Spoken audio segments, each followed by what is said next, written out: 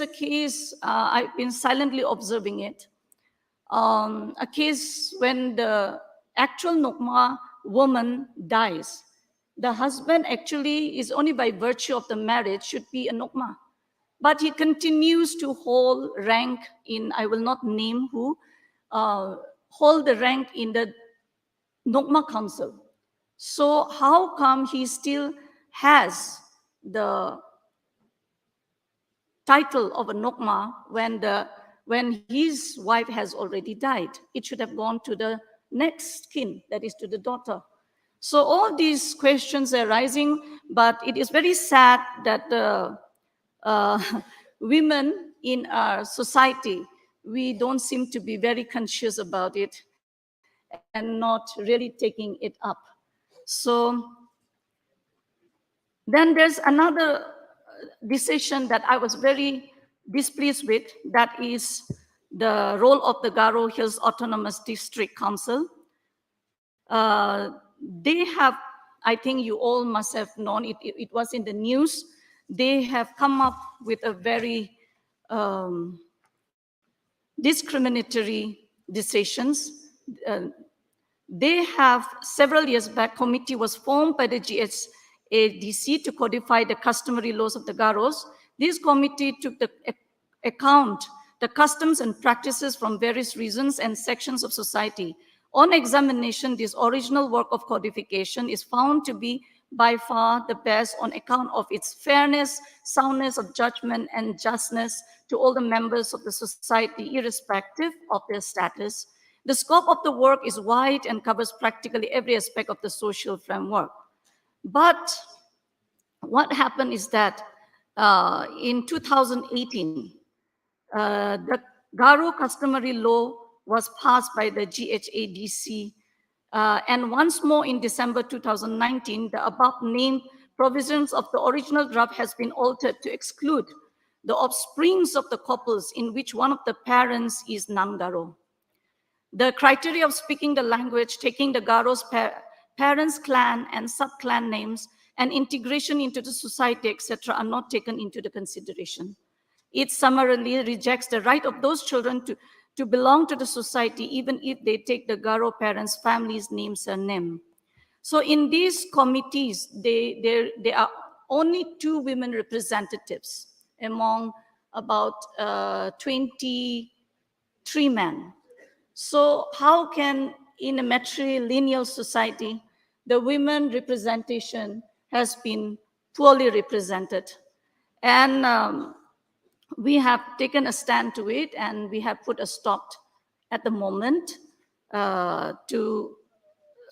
it is in the hands of the governor at the moment. So these are the things. Then we were talking about the VEC as very well, that many have become the secretaries now, but I had done the study case. And then there also we have come across many problems that those secretaries of the VEC, those who have given today their testimony, they may have faced a better atmosphere in their working, but there are also VCs who are facing lots of challenges. So they say that when they go miles, if they have to cover it by walking to the block office when they are called at certain time on a certain day. But at the end of the day, they have to come back without being able to meet the concerned officers because they had gone out on field works. So these kind of challenges are coming. So at length, they spend lots of time in the office and they come back empty-handed. So these are the things, whereas I thought maybe the office could have made better arrangements, like for example, visits for field visits for 2 days, then the working days meeting these VEC should be on certain days so that they don't miss each other. And then it is said that among the Garos, I'm very disappointed to hear that the VC leaders, those are women, secretaries, are being represented by their husbands. And I think it is true, because I have heard it from the word of a secretary himself. And how come those husbands are being represented, husbands are allowed to represent their wives, I do not know why it was not objected. So I think we can also see to that.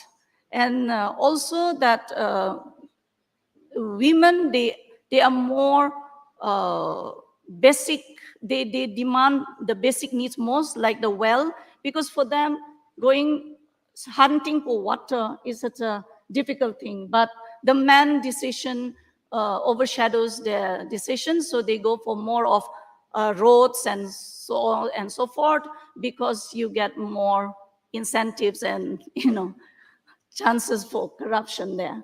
So these things are happening, madam. So these are the few things I would like to highlight today in this platform. Thank you. Thank you, Sumi. Two issues which I think department has to note. One is, of course, unavailability of the videos. So, a VC member or a secretary comes and, for some work to the block office and he's not available, she has to go back empty-handed. That's number one. The number 2 point, I think, is VC is being represented by, the secretary being represented by the husband. I've heard of this in other panchayats and all that, but I've not heard of this in Meghalaya. But if there is, a complaint like this, I think we should have a look at this. Okay, there's no harm in having capacity being built of your women secretaries, and I'm sure you've done that, but there's no harm in also doing this again, capacity building, especially on bookkeeping and all that. All right, so we have the last speaker, Srimati Joy Grace Aim, Policy Lead Consultant, Northeast Network.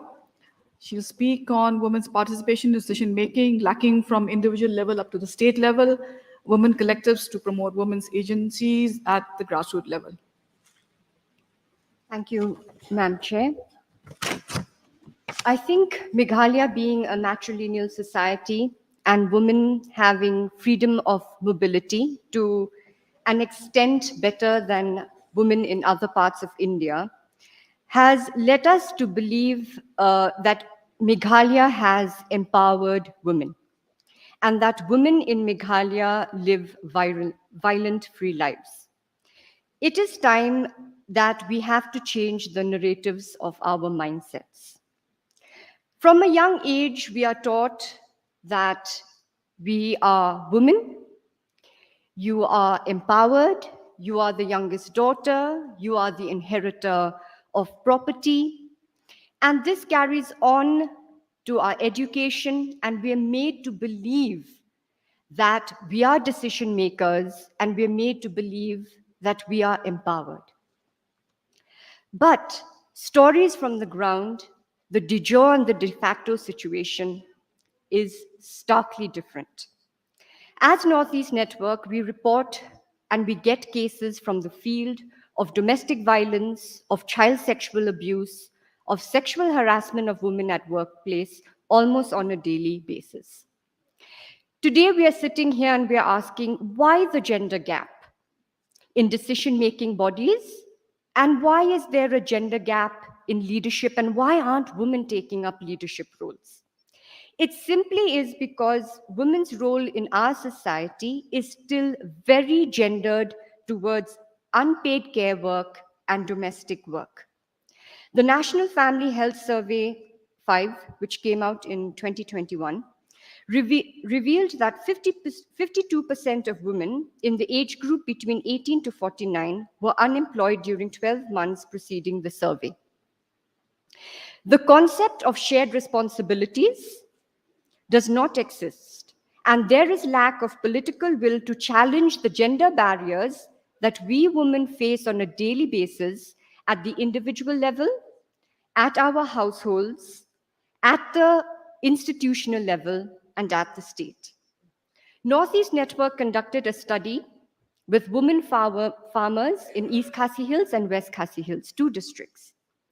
Through the focus group discussions with the women, we found out that the men have more employment opportunities within and outside the village as compared to the women, because the women had multiple responsibilities and burdens to shoulder at home, which ultimately resulted into less opportunities for exposure to several livelihood prospects. The power dynamics that exists between sexes is deeply entrenched in our customs and also in how we choose to live our daily lives. The National Family Health Survey 5 study, in its findings, revealed 64% of women who have faced domestic violence refuse to report about it.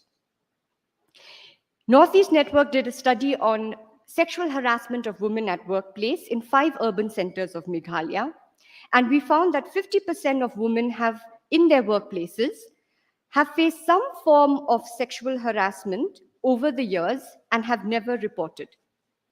They are unaware, although the government has ensured that internal committees are formed in every workspace with more than 10 employees.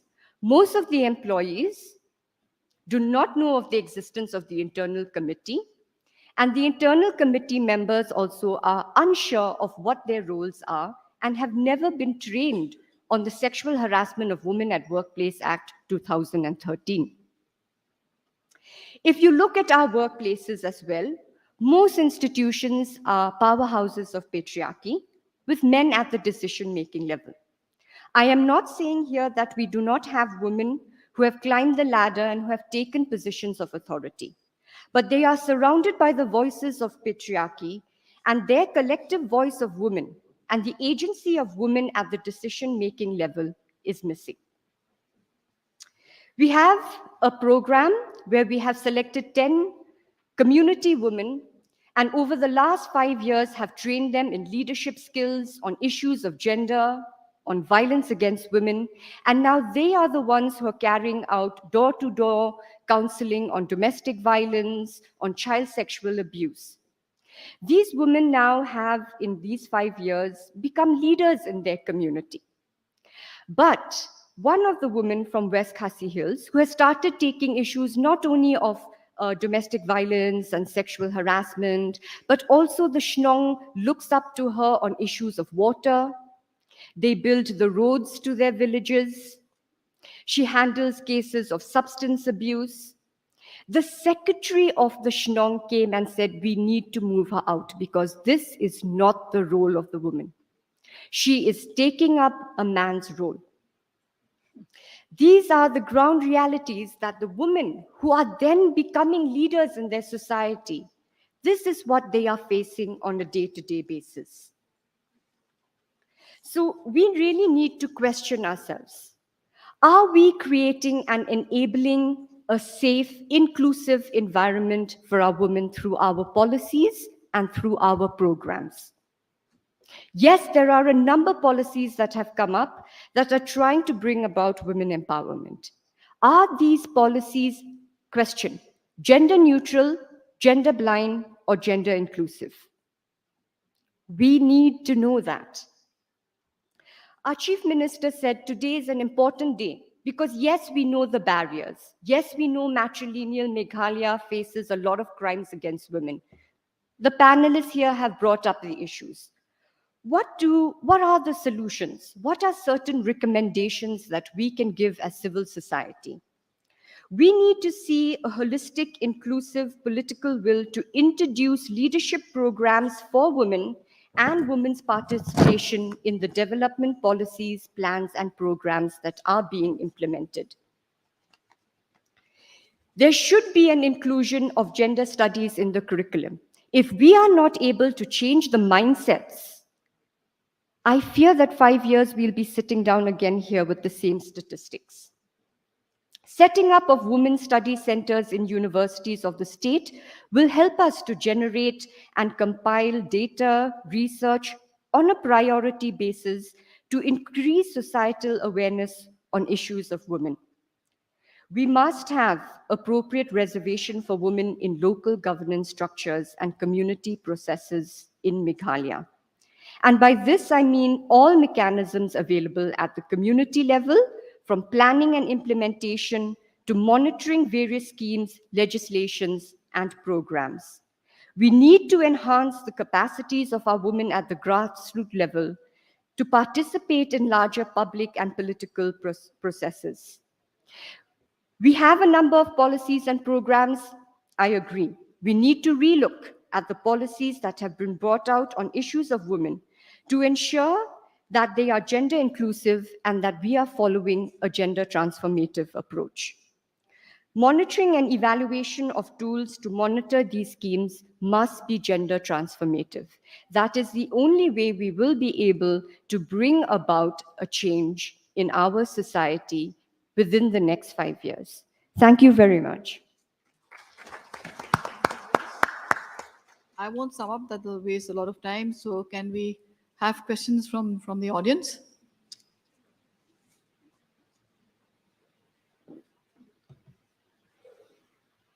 Yeah. Let's have a first. On the Khasiru Mele, Grand Khasiru. Do you have a mic? Yeah.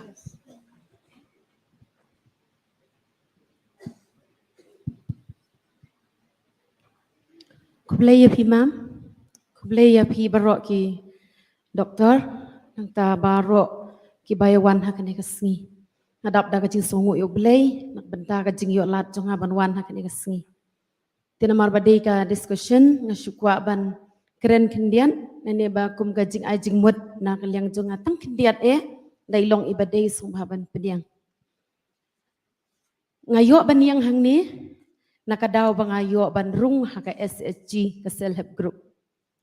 Lajiat yang akum i-active maman nakasnong nang tang layo barok ki training hadin bang la pendep ki training layak ka kam syakman bat naka kluster jonga ki lajiat banwan hakane ka sngi ban wan ban le kemen nak bentakane ka women's conference. Tengi pilatip himam bang ilong kilong kemi ki ban nakasnong nong kendong ngimdon ka jing nang jing stan ti ngasngo ban ong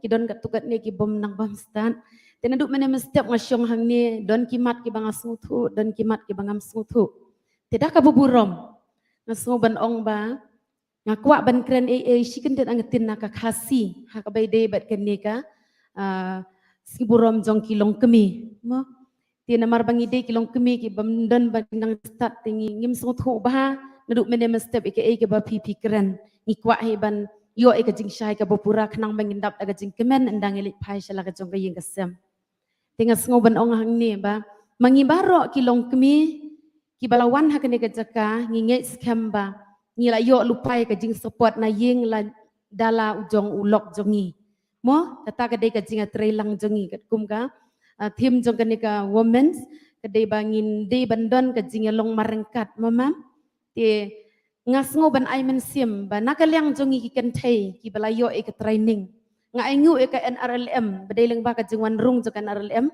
ba mangi baro ki long kemi wen nong kendong ki mdan jing nang jing start ngila la ban wan yang hang ne khmat jong pi ku blai shibun ya kan NRLM ka bala ai yang ya kan ne ka buj ka bastat bangin la ban yang sha khmat ban kran ba ban yo kran hang ni ti ngidei ban shim kata ka jingkit khle haman laki ying kisem jungi ha ka imlang ka salang jungi ha shnong atau ban mi syakman ban petin len tilem ye ki wei ki long kimi ki bom yo lat ban rung ha ki seleb group ki bom yo lat ban shim benta ha ki no kuno ki kam ki don bun ki daw mam ha ying ha sem joki naka daw jong ulok naka daw jong ka jingduk naka daw jong ka jingle bom sai la jong ki khon bun ki eki te da ka bangin ya trailang ngin ya yai lang rengkat ngin ya pen sungthu lang ng baka jing trelang jungi bat kisnong kitaw nginge scam bengen sala banon ra e kata ka jing trelang bat kirang ba bat kisamlang bat kilong kemi tang ine jing kran ibaret jonga kublai shibun mam kublai api barro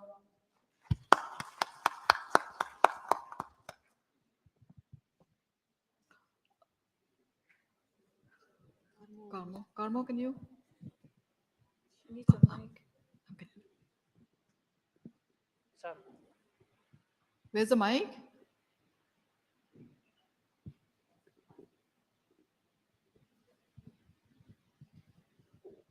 Kendian ala kum kelet namar kum pangala ong mangempat jumalian ban yang kini temu semaban mam kerteng jonga de ibasyanti lamarai ngasyong ngasa haka shnong nong thamai rai madan kerdem ngadon haka blok boh rembong ri boh district nang tapade ke klustar jungi kedai ke klustar kerdem kublai shibun Kublai. Thank you. I'm Kamo Narona from Bethany Society. Thank you for the wonderful presentations and information. This morning, we looked at all the good programs, and this afternoon, we are hit by reality. But just a suggestion, I think that the education department should also form a part of the convergence.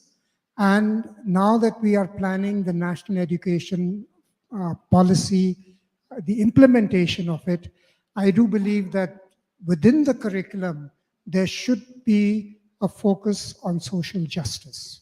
And teachers must be trained to do that. We cannot wait till they reach adolescence and college, but social justice issues, especially gender, must form an integral part of the curriculum, perhaps right from KG. Thank you. Yeah, thank you, Karmo. I mentioned, just a second, just to, noted, your suggestion is noted, but I don't know if you were there for the presentation given by Sampath on the new mission. I said there are 4 pillars. Education is, part of it. So there has to be a collaborative effort between, health and education and other concerned departments. But noted about your focused on social justice in the curriculum. Okay.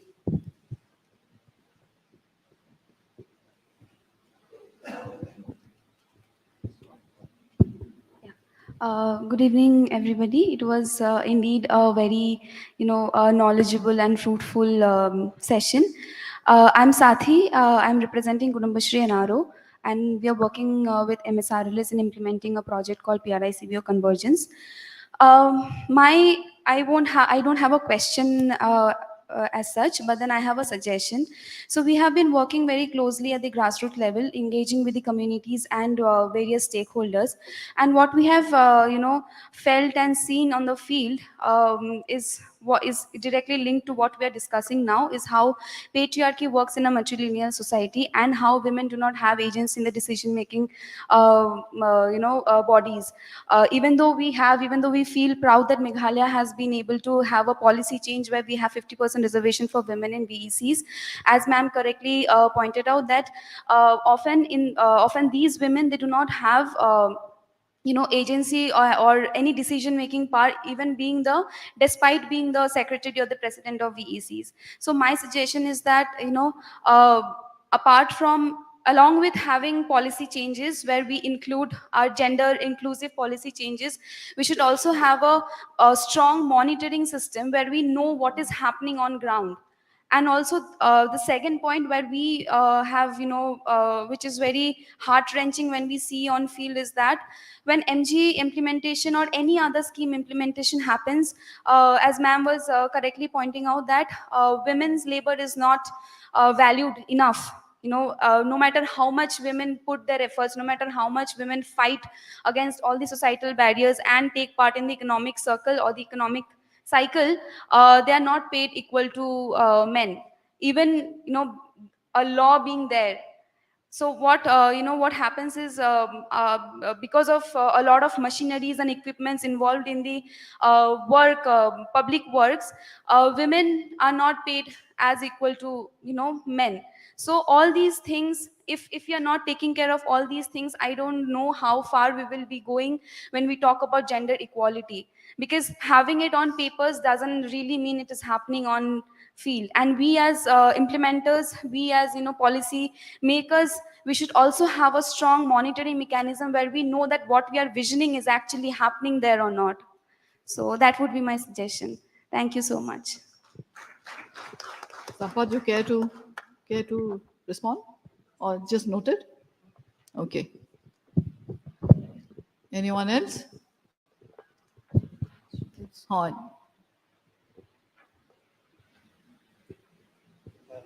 Okay, close in another 10 minutes.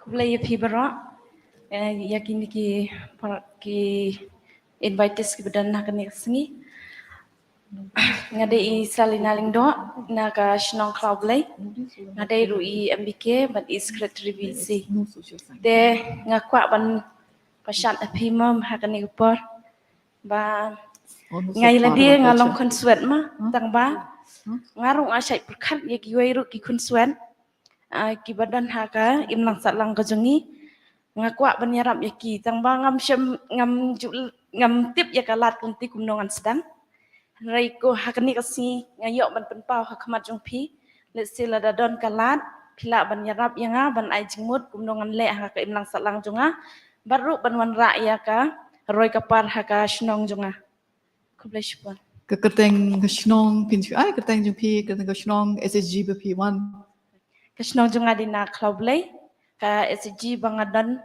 Roland. ka SG bangadan de ban betlang SG ka ban seiso BO under bahir bang blok pat na ribuhay district to Kang Don mano cha ti shedin to my left right at the back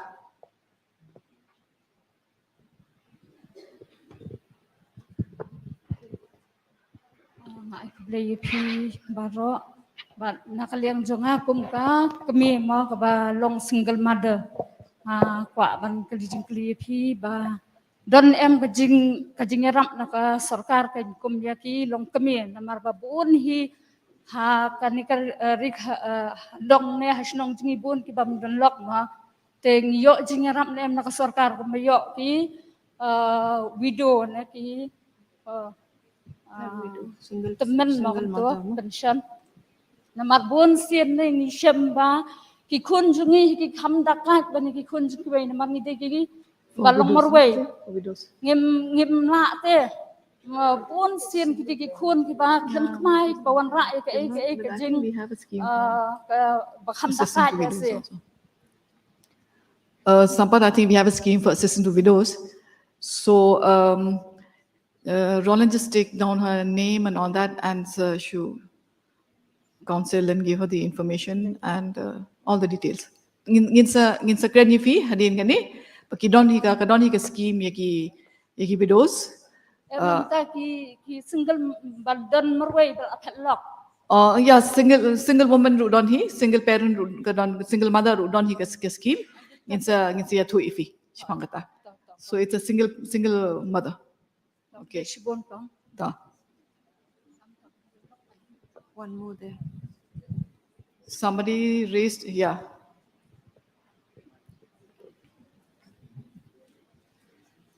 Kublai pi kajan miet ke besok bakaman ni pi mam bat baro ni bayashong lang hakane ka hol gakuteng jonga kadai tiu kodol singkon ngalong nakablok lasken blok de na po west Santia Hills ka kuteng ka VO jonga ka heljo man I VO lasken nang tangalong ru kumi ICRP hapo ka blok lasken bat ringkat mentau senam lajit yang akum secretary VEC. Nang tagaway kecingkeli imam ngakwa ban keli napi sepang pi kena school drop out. Tena kasinong zongi kumbaong iway kong idang long na kasinong nong kendong. Don ki kena ki balik school tang belum melagum tamu. Nang tagi kmi ki pa zongki ki pa syirai masi ki pa syirai belang. Hadi nang ta ngi naga liang jong ka self help group ngela persiang ban kren dan ban persiang ban pensel thuk kat bala ya kimi ki pa jong ki ban nai pen shirai masi shirai belang nalo nang taru kita ki kimi ki pa jong ki dang don ki bempatiu wi ki khon jong nang ta nga kwa ban keli halor kata ngi le kum no halor kum kita ki kimi ki pa ki bem sngap ya ki jingkren jong ki ba halor tang kata ko bleshbon Ngin la note ya kata naka-blog yung secret ni video bon pusuto lapi ale ki details yung kita ki kena kita ki kapa pa sharai masi ngin sa kren ki from the blog last game. Okay. Anyone else?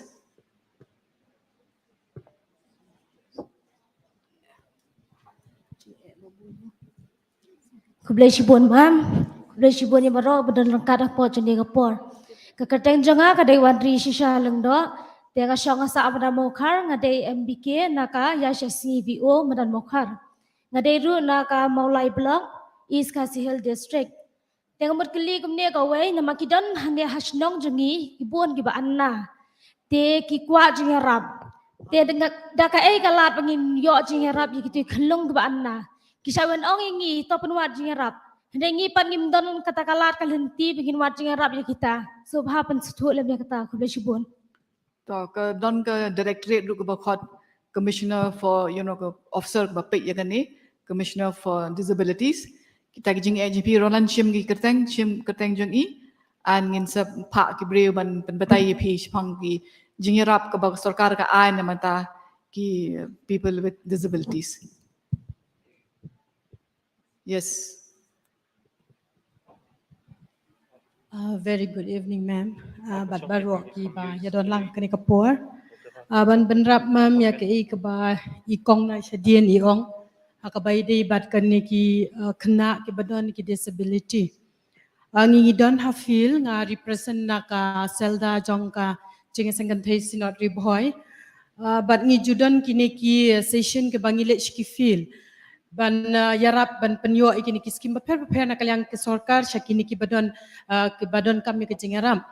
Tingi julap hafil ba kalong kumne ba kadon ka percentage ka baki ai yakini ki kena ki badon yakini ki jingduna. Haki khotmet ki jongki. Te kitu ki balayo ya kene ka percentage kat kum kate ka target ka baki la ai ka government ki yo. Te kitu ki badon hapo jong kate ka 60% pan kim yo. Te ladangi ongi ki kimi ki pa jong ki bakin penbiang ki kot kisla ban bangin la banyarap iki ban penyo iki ki jingarap na government ki kimi ki pa jong ki jo ong kumne bala bun sin ni julai te ki ju thia ngi ki thia na kalyang ka government namar ba ki ong ladangi le ki doktor ki ong bangi hablet nang ne shatai nang tai chania nang ta ladangi kwa banyo e kanika percentage ka bangi dei banyo ngimyo te hadian bangimyo syu ka percentage kamut kimyo syu ya ketuka kimlong kimyo syu ya ketuka eligible kimlong eligible syu banyo ya ketuka scheme tikila syu sa kumta te kawi ka ba kanuksa ka ba ngayo I ka ba ngadalap hindala dia kalong ba hadin bangila le jalam kiti kena sya kiti ki doktor kimyo ya ketika percentage ka ba biang itai kena ila syu syong hiyang ila banyai hindrai ila banyai imla im dalong kumnong anong im dalong 100% bi ila banyai hindrai tang nakata daw ba idon jingdo na kandak kan sa imyo jingrap syu te ban tre ban kata hayeng ki hasnong ha thauru imla te nakalyang ka jonga ngakwa ban appeal shapi ka government ka long ba lada long ka bala sngob ha ban le da kanu ka wat ai da kanu kalat syakito ki kena bakin yo ya ketika jingarap kumju kumbayo e ki bala biang ya ketika percentage kin ma nga suthot mar ka to disability certificate ai ki doctor to la do doctor la certify ba ka disability along 60% below te nga suthot ta ka jing jing fee tang ba the only way ban review ya kata ka long try at a higher level to doctor lo ong ba em ka le below 60 la show I think ngan sakren ya DHS if there's another level ba kila ban appeal manong ba pek biang yang ban review biang ka de em kata I mean that's the only plus system bala don ka to ka disability certificate la ka don ka percentage ka mamla ban yo jing rap tang ba ka bha ba pilai thu yingi ya so thu ek jing in bon kum kita ro ki ban don they can say discuss about social welfare you got the issue she mentioned who's any Khasi officers from social welfare your commissioner of disabilities here to ngala so tho ka jing ka point jong PPP make so ngin sia karen ban le kom no ma'am ngadon sakaway ban sha jing mun mene I kong Patricia mukim ilaban ban ong ba yakini ki kentai ki badon sha ki grassroots level ma'am ngi julap habang ile kumtu kidon kilong kami ki badadon kam shisha ka jing ya ka awareness program ya ka jing yarap na kalyang ka sarkar nambar habang ile ngi julap ba ki kamlong hesitate ban mi shabar banwan lada ngingim let chiki te kambun hi ki balong kumta lada piakren syapang kumno ban penjalan ke jing yokun kumno ban pendon kam ban ong ba ya ukparu ban penjalan ke jing yokun ban kren kini kita bun bangi syakan het bangi syakren Te kabhahi la dala kalyang ka sarkar kinshim initiative banong ban let shaki ban kran kumba kile manamar mam ngi iba kani ka self help group kayarap shisha hendrai among those women badon hak katu ka group or kidon ki badon ya kataka ajing ye te nga kershan juri ke e ka ba imam Patricia yong bala dalong ka bala snubha ban let kham chapo but bangin su thu ya ke jing ye jong ki mam Yeah, thank you. This is a very good point raised. I think Compat raised this, that I think we should expand the scope of SAGs. Right now, I think, reproductive health and all that is not within their mandate of, work. So maybe Sampati, we can also look at this and they can expand, you can expand their scope, give them capacity building and all that, and they can go, I mean, grassroots, these are the only people at the grassroots which we have right now. We can't depend on videos because, a single person cannot do this. So I think we should examine this issue. Yeah. I wouldn't mind if men also, ask questions. I mean, besides Karmo, we should have more men. In fact, why are we having a conference of only women? I see that we should have men here. I mean, the majority should be men rather than women, who are participating in this conference. Okay. Kuble ya pimam, bat kuble ya pi ki parakan the baro. Kuble ya pi ki parakan the baro. Gade ka preti tongpel na ka amlerem blok, ga longkum ka CGHA hapa blok. Te nga aingu nga sngongu ya kan ka program namala angnut palat ka kwa ban share ki jingmut jonga hapo ngaleju share teng hapo group hapo ki SSG member ngre nga angnut syukur mar jingmut hangno nganyo ban share kata ka jingmut jonga nga kwa ban suggestion ki jingmut hapi ki para kan the baro khamtam yi ki bahe ka jingmut jonga kalong kumne ha chnong jongi bun ki shenrang ki longpa ki kham buat ki di ki ni jing di buat ki torchor bah ki ya ki long kemi kim yo lat banwan lada ki mut banwan meeting ki khanglat ki ong bale phin lej meeting pi yo jing man to mi ka hapo meeting ngi pat ki long kemi ngi lej teng teng ngi pensai ngre ngim la ki sa tim pen ban henre kum ka ne ka jing ngakwa ban share na ai jing mut lang ya kum ki ni ki long kemi ban sngo baha ba phin ya ajing mut lang kum no ngin le ya kum kini ki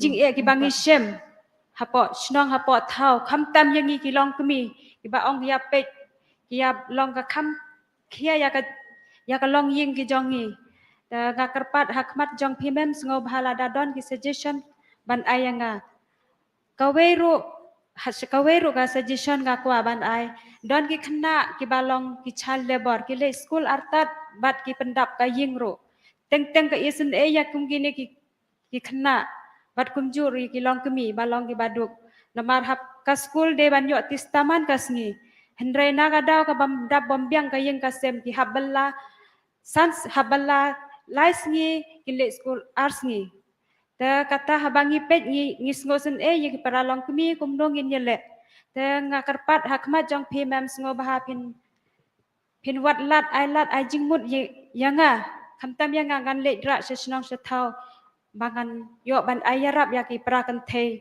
nga ai ngu yo blei ru ba ayanga kane kalat ban ban pasar ya kini ki jingmut jonga ba ublei un pen unlom sisai ki jingmut jonga bangan la ban yarap ya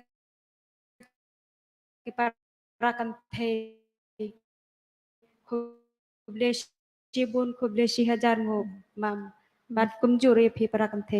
Anyone with panelists? It's about anyone from the panelists, if you can respond. Anyone from education also here? Okay. Yeah.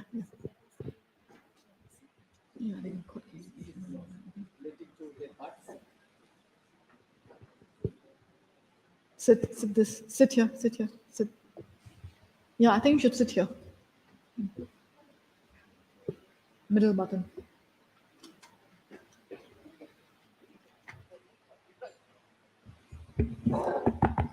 Okay, this is a very pertinent question. I think if I have whatever I understood from my colleague Kang Rosette, it is something that in Amlaram, I think you are from Amalaram, right, Kong? Amlaram. Amlaram, yeah. So you are saying that there is a problem in terms of getting the support to participate in meetings and especially in the public affairs. So here, this is where I think I also mentioned briefly in my inaugural, that welcome address. We require to exercise a kind of a adaptive leadership, especially in very complex issues like this. This is what, so today we have been seeing so much. In fact, she was the DC Riboy, Kong Rosette, and she's hearing from all those women from Bhairimbong and other places like from Riboy. The way they are actually coming up and asking these questions, basically it's a process. Definitely, you have to negotiate that space. That will come up. The social norms will change. The way actually, first of all, you are seeing the way economically, you are taking charge of the life. And at the same time, slowly you are stepping into different roles. And your village organization also would play that role. And at the same time, as panelists have rightly mentioned, we also need to educate men. Gender means not only the women's work, it is also men's work too. I think that's why we require the participation of men. So we will definitely focus upon all your suggestions are great. We are noting down all those suggestions and definitely we'll work on it. But I really appreciate that you have come here and shared, very honestly what you are facing the challenge. Thank you so much. Patuka second issue of Pikren Pangi Kwao ba Kikna Glit School Tang Arsin Chi Teo Laisin Gilhab Sharai Masil Hab Tre. Pi Kanon Ude Kwa Pi Deben Pesuto Yukwa Ruba Kina Kanon to midday meal scheme to the village school ki Yojing Bam to that extent Kim Don Kam ban Lut Namata Jing Bam Jinki to midday meal. Kadang tangga counseling bengi de ban le ngaso tho ha yeng la da don ka jing luk pam don jing tre te it's kadang social issue ru ka long kum nong pen so tho ba most important kadang education yang ki khon te kadang ban mi hiru no pa ba to langam yo kam hab te shu tom hab de wan hab you so ki khon kin yo bali school ba hadien habot kinum long kum u. So kami it's a counseling about on kam kita even tibru ba kiwan ki khon school ki yo jimbam na school ru. I think I mean kat mga small tadi tangata anyone from the panelists who can yeah.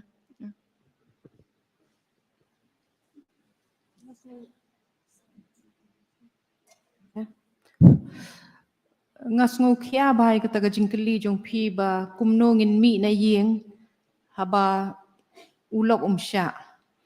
Te kani kadai ka jing ka ba ngisem menta kang tam menta ki por namar ba ngisem ba ka kur ru kala ngim don syo kata ka jing kersyan ka bangi juyo na ki kur na ki bahiyeng hasem menta bon nangi ngila long marwe mdai.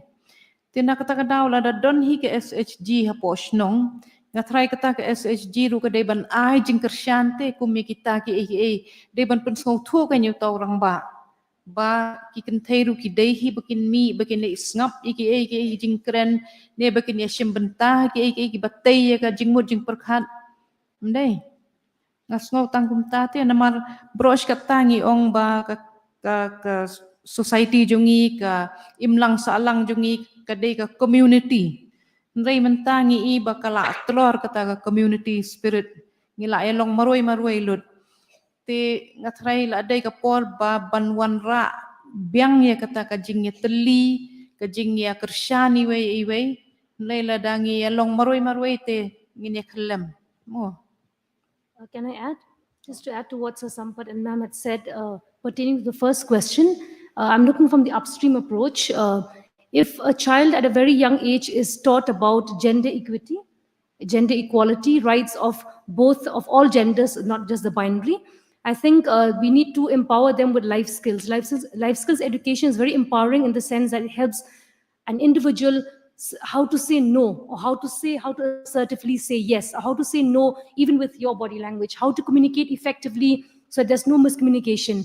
Memang haktin kasing idan mo kajung ong balada u kan I usiar kan thei teka awai ka perthei. We should do away with that notion. So I think if we bring in Hikai kena rit jungi shapang kata ke gender parity, gender equality, looking at, anybody who has a skill can take up leadership, not necessarily men. So from the upstream approach, if we have this from now, then 10 years or 15 years down the line, the problem will not arise. I'm looking from that approach. Cannot dang shumi ka committee ka village health committees dang shu how many village health committees do we have now? You're forming tong ngidang sedang ban penyu nasara ingin ai yakani ka they'll also take this kani ka council bikin lay yakini ki village health committees ki members yung because ngin blood borok shaki SGs ru kanum long hi because they also have some other work to do. So let kinsa down kan sami ngidang should penmi kani ka policy bangin shna ya kita ki village health committees. So kini ngathara ingin I borno ya kini ki village health committees ban take care kumi kita ki issues yung phi belai ban pensu tho yo men kapa ba sha ya ki lock bikin late bikin yo jing mentoy dak ba wan chine yo jing mentoy em ya phi wan chine phi yo snow ki brave ki kren kumno ki par lock jing phi kren ki para SAGs ki le you. So I think Sampath, we should also give a job description for the VHCs. One of that should be also this issue of counseling. So yeah, so training of trainers. If they themselves can't do it, then they can train somebody in the village itself, at the grassroots level who will do this job. Give payment. I mean, if we're going to pay for ecosystem service, why don't we pay for this kind of service also? All right. Okay. Yeah, the sister.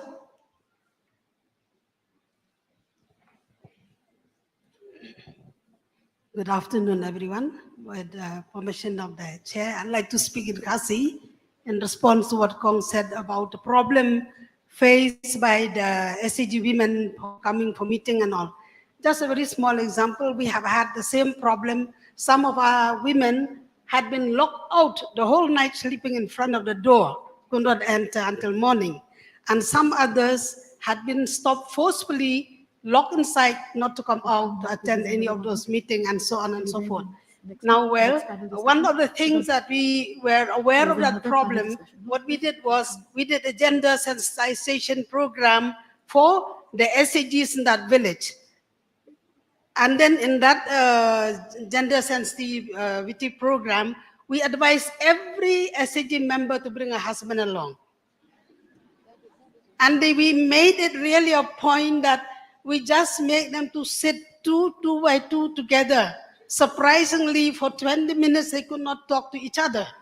They have nothing to say, and to that extent that we have even forgotten how to communicate with each other because we are busy earning a livelihood for our children, so to say.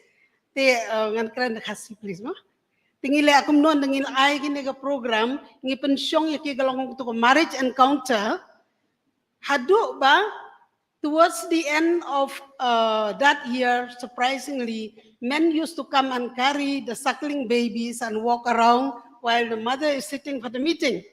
And then when the child cries, the mother comes out and breastfeed the child and come back. So, while we are talking about creating that, giving the gender sensitivity program to the children, to the youth and so on, at all levels, in fact. And it's never too late even for the men at that age also to hear about gender sensitivity. And another point which I really want to affirm of what Madam Patricia had said is that we need to constantly create this awareness.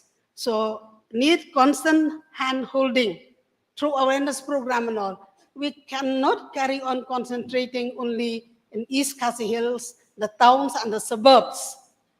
We will get more than 75% perhaps offhandedly we can say the response, the positive response to the impact of many of our programs. But the moment you step a little further out, maybe we do not know what rate to give really. You talk of child labor, you talk of sexual abuse, you talk of women being battered, surprisingly, I met 2-3 ladies who said to me, sister, we are so used that if it doesn't beat us once a week, we feel as we didn't get anything. What is that? I have made myself to believe that that is also the right of a man. So that is not true. So we need to really have this hand-holding or sensitivity awareness, sensitive awareness programs at all levels, all through the year, all through the time. And the more we collaborate, we need not multiply, one NGO multiply one thing, one department, but how can we collaborate collectively where such programs are being conducted, we join hands and we collaborate. Thank you. Thank you. If there are no more questions, I think we should stop now, since we also have Yaman. Okay, last question, Yaman.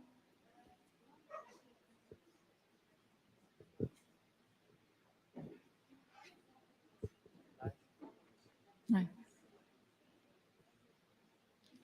Some points are made about child labor and all that, so maybe you can comment. Yeah.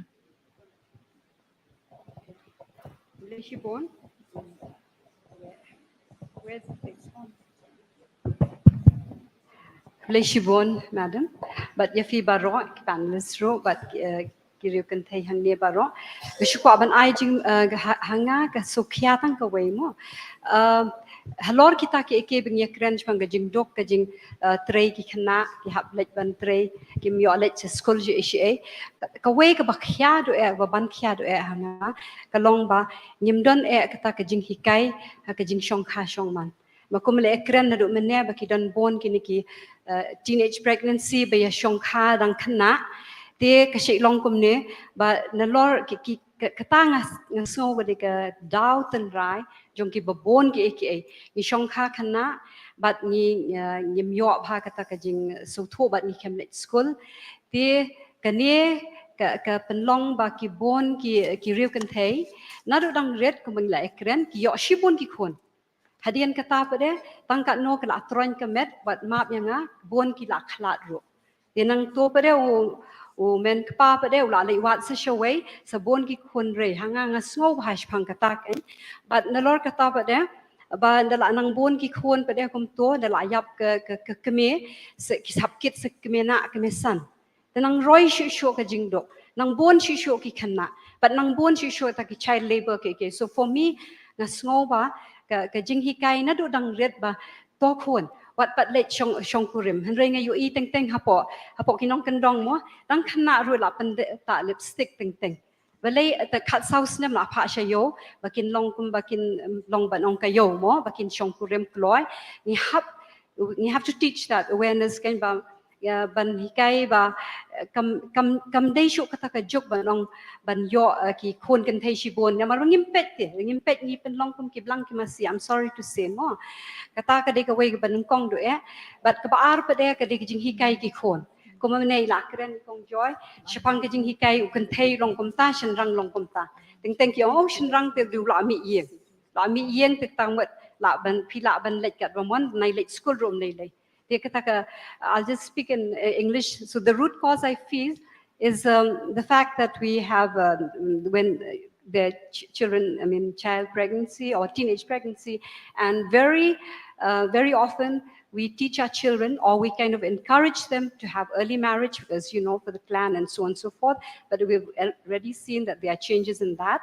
And the fact is that there is a socialization process where we teach the man to be like this and the woman like this. So there's no gender equality, gender disparity between the two. That there's no teaching from. So I feel that there should be awareness programs for parents especially regarding that. A lot more to be said, but one more maybe, ma'am. Condoms. I'm happy that word has been said in public, because about more than 100 years ago, it was like a big issue in some of the universities in the UK and so on. because there's so much of teenage pregnancy. I wish that we could bring that thought, but then we would be, we would be accused of being facilitating that or, helping that, encouraging that. But I wish that we could teach more about that, child spacing and maybe condoms also, because children these days are sexually active, even in college and school. For those of you who are not aware, for those of us, we want to sweep it under the carpet, but this should be addressed. Thank you, ma'am. Thank you, Yaman. Kubleshibo ni ki panelists ki banane for your inputs. Kubleshibo ni AP ki SAGs ki bala shimatalang and nga shimet hi nga sngo nga layok jing mento shibon ndai tang mapi bengiru layok jing mento shibon hi ngila sutho ke jing mapi penbatai bangi. Hopefully, Roland, you will take down, and this is serious, take down the numbers, and I want you to get back to them, call them and sort out that problem. And if it's solvable, do it. If not, get in touch with other departments concerned. Thank you.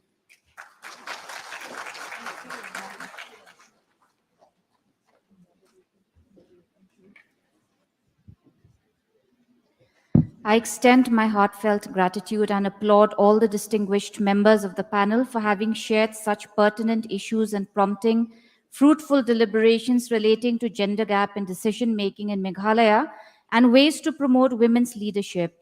We hope the issues highlighted in this forum will be further taken up for gender-inclusive policy-making processes by the concerned authorities. Thank you also to all the active participants for having made the session lively and fruitful with your interactions. With much apologies for having been ill-prepared at the start of the session, and as a gesture of appreciation for your very valuable participation, may I now request the ushers led by our Deputy Secretary Social Welfare, Srimati Brenda Pakantain, to kindly present the distinguished members of the panel with these small tokens gleaned from the various SHGs from various districts. It is worthy to note that these hampers are organic produce produced at those SHGs.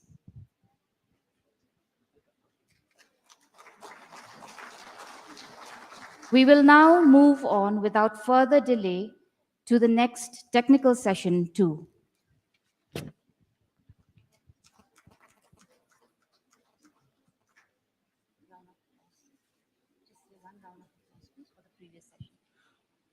Ladies and gentlemen, can we have a round of applause for the previous session?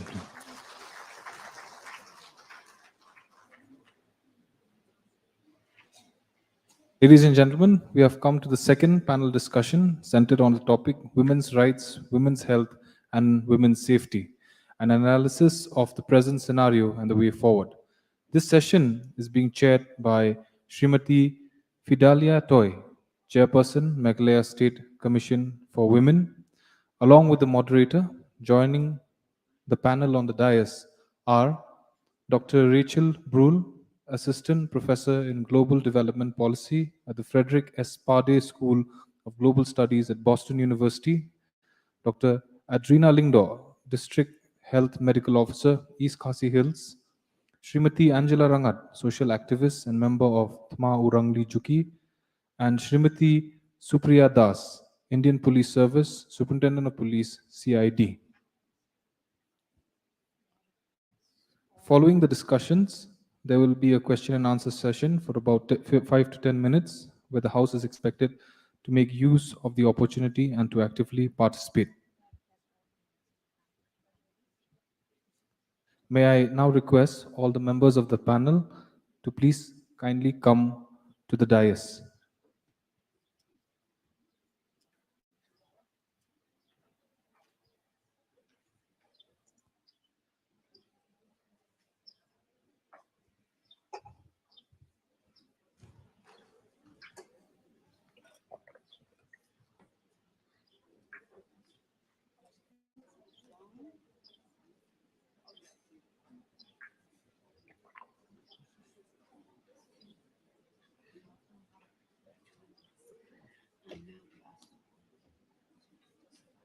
As a gesture of appreciation, we would like to present our distinguished panelists with the local organic produce of the SSGs from various districts of the state.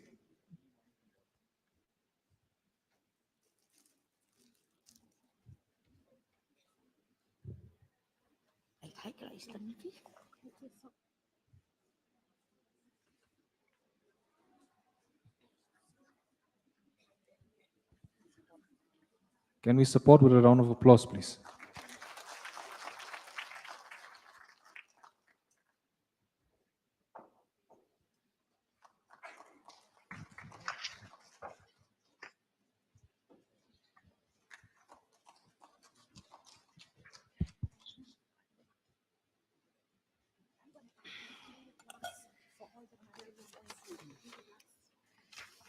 Before the proceedings of this technical session is handed over to the moderator, I would also like to put on record the fact that Dr. Rachel Bruhl, the Assistant Professor in Global Development Policy at the Frederick S. Pardee School of Global Studies at Boston University, has been joining us the whole day, right from the morning. And we are truly happy and privileged to have Dr. Rachel Bruhl join us till the end of this day's program. I now would like to hand over the proceedings of the session to the moderator and chair of the panel discussion. Good evening, everyone. So first of all, I would like to extend my warm welcome to each and of the panelists and to everyone here. And thanks so much for being so patient. So I think due to, what to say, tyranny of time, we have to be very economic with our time.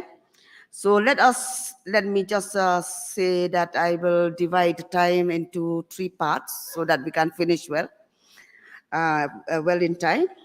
So I will, the first part, we will go for the presentation of the topics, 8 minutes for each panelist.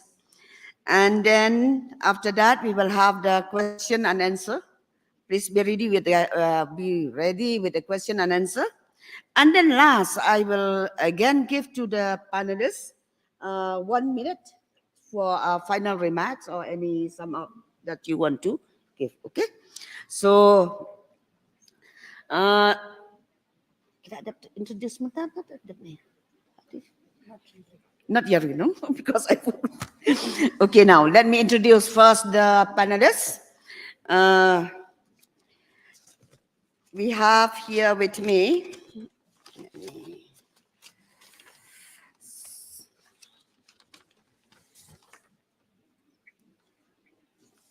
Kong Angela Rengat. She is a social activist.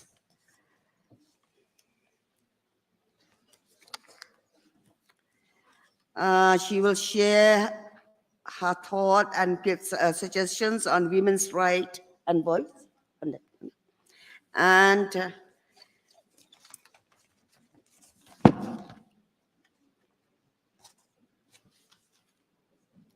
And then we have this Dr. Andrina Lungdo, District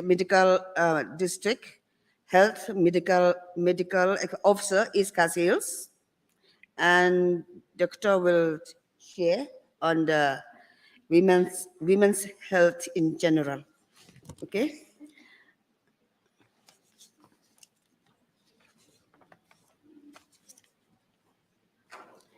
Then we have Madam Supriya Das. Madam will share her insights on concept behind Meko. What is that? Makeup watch.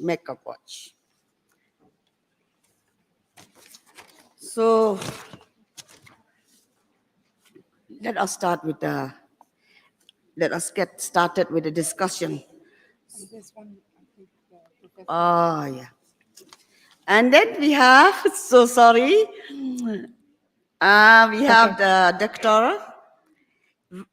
Rachel Bruhl from the Boston University, and she will join us online. So, okay. So shall we start with doctor. She will share her expertise on she has done a research in Meghalaya tribal for this tribal, isn't it? So please share your knowledge with us.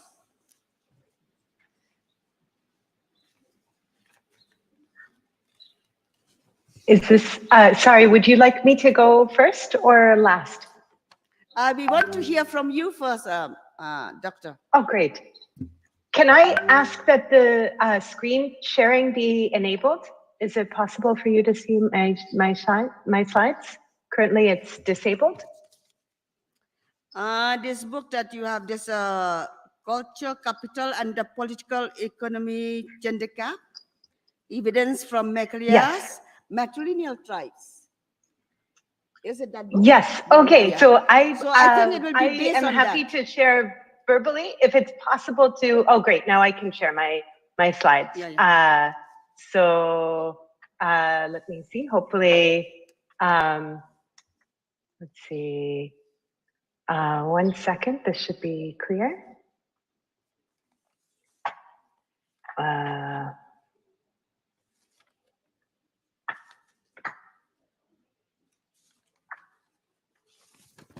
Okay. Can you see my slides now? Okay, great. So thank you so much for inviting me to be here. It's really a privilege and an honor to be with you. And thank you, Srimata Toy, for chairing this session. So to just jump right in, I want to tell you about two of the pieces of research that I think are relevant for today's discussion. And the first is work that's joint with Nikhar Gaikwad at Columbia University, where we ask what explains the global political gender gap we see, where we see around the world, as well as in India, men are more likely to say they're interested in politics, to say they understand politics, to talk about politics, to work in campaigns, to be members of political parties, as well as the typical way we think about participation, which is voting. We also see that in general around the world, men are less interested in using the state to redistribute resources to people who need them. And also around the world, men are more likely to say in private that women should be less engaged in decision-making within the household and less engaged in the economy. And so there are two kind of big stories as to why we see this consistent gender gap around the world. And one says it's all about culture. It's about the patriarchy, which privileges male voice in politics as well as in society. And others say it's about resources. We see men as being wealthier, essentially, in most countries of the world, and that it's participating in politics is expensive, that takes wealth, and so men are more likely to do it because they're more likely to have wealth. And what Nikhar and I say is that it's actually, these two things aren't separated, that culture is a really important determinant of wealth. And the way that we study this is actually in Meghalaya. So we conducted over a year of field research, and Anthony Simang, who's in the center of the picture on the right-hand side here, was a great source of support throughout this. And here we say there's something really important that we see in Khasi and Jaintia and Garo tribes, which is a disruption of one key facet of the patriarchy. So here, as you all well know, wealth is traveling through women rather than through men. And so this enables women's political participation with a big caveat. Again, as you well know, we're not talking about matrilineal societies as matriarchal. So we don't see disruption of the patriarchy when it comes to privileging male voice as representatives of families in public and in political institutions. And so at the end of the day, what that means is we see actually more equitable decision-making happening within matrilineal households than in patrilineal households, where we see a balance across economic and political as well as social voice across genders in matrilineal societies, whereas we see voice and power on the political, social, and economic front all tilted towards men in patrilineal societies.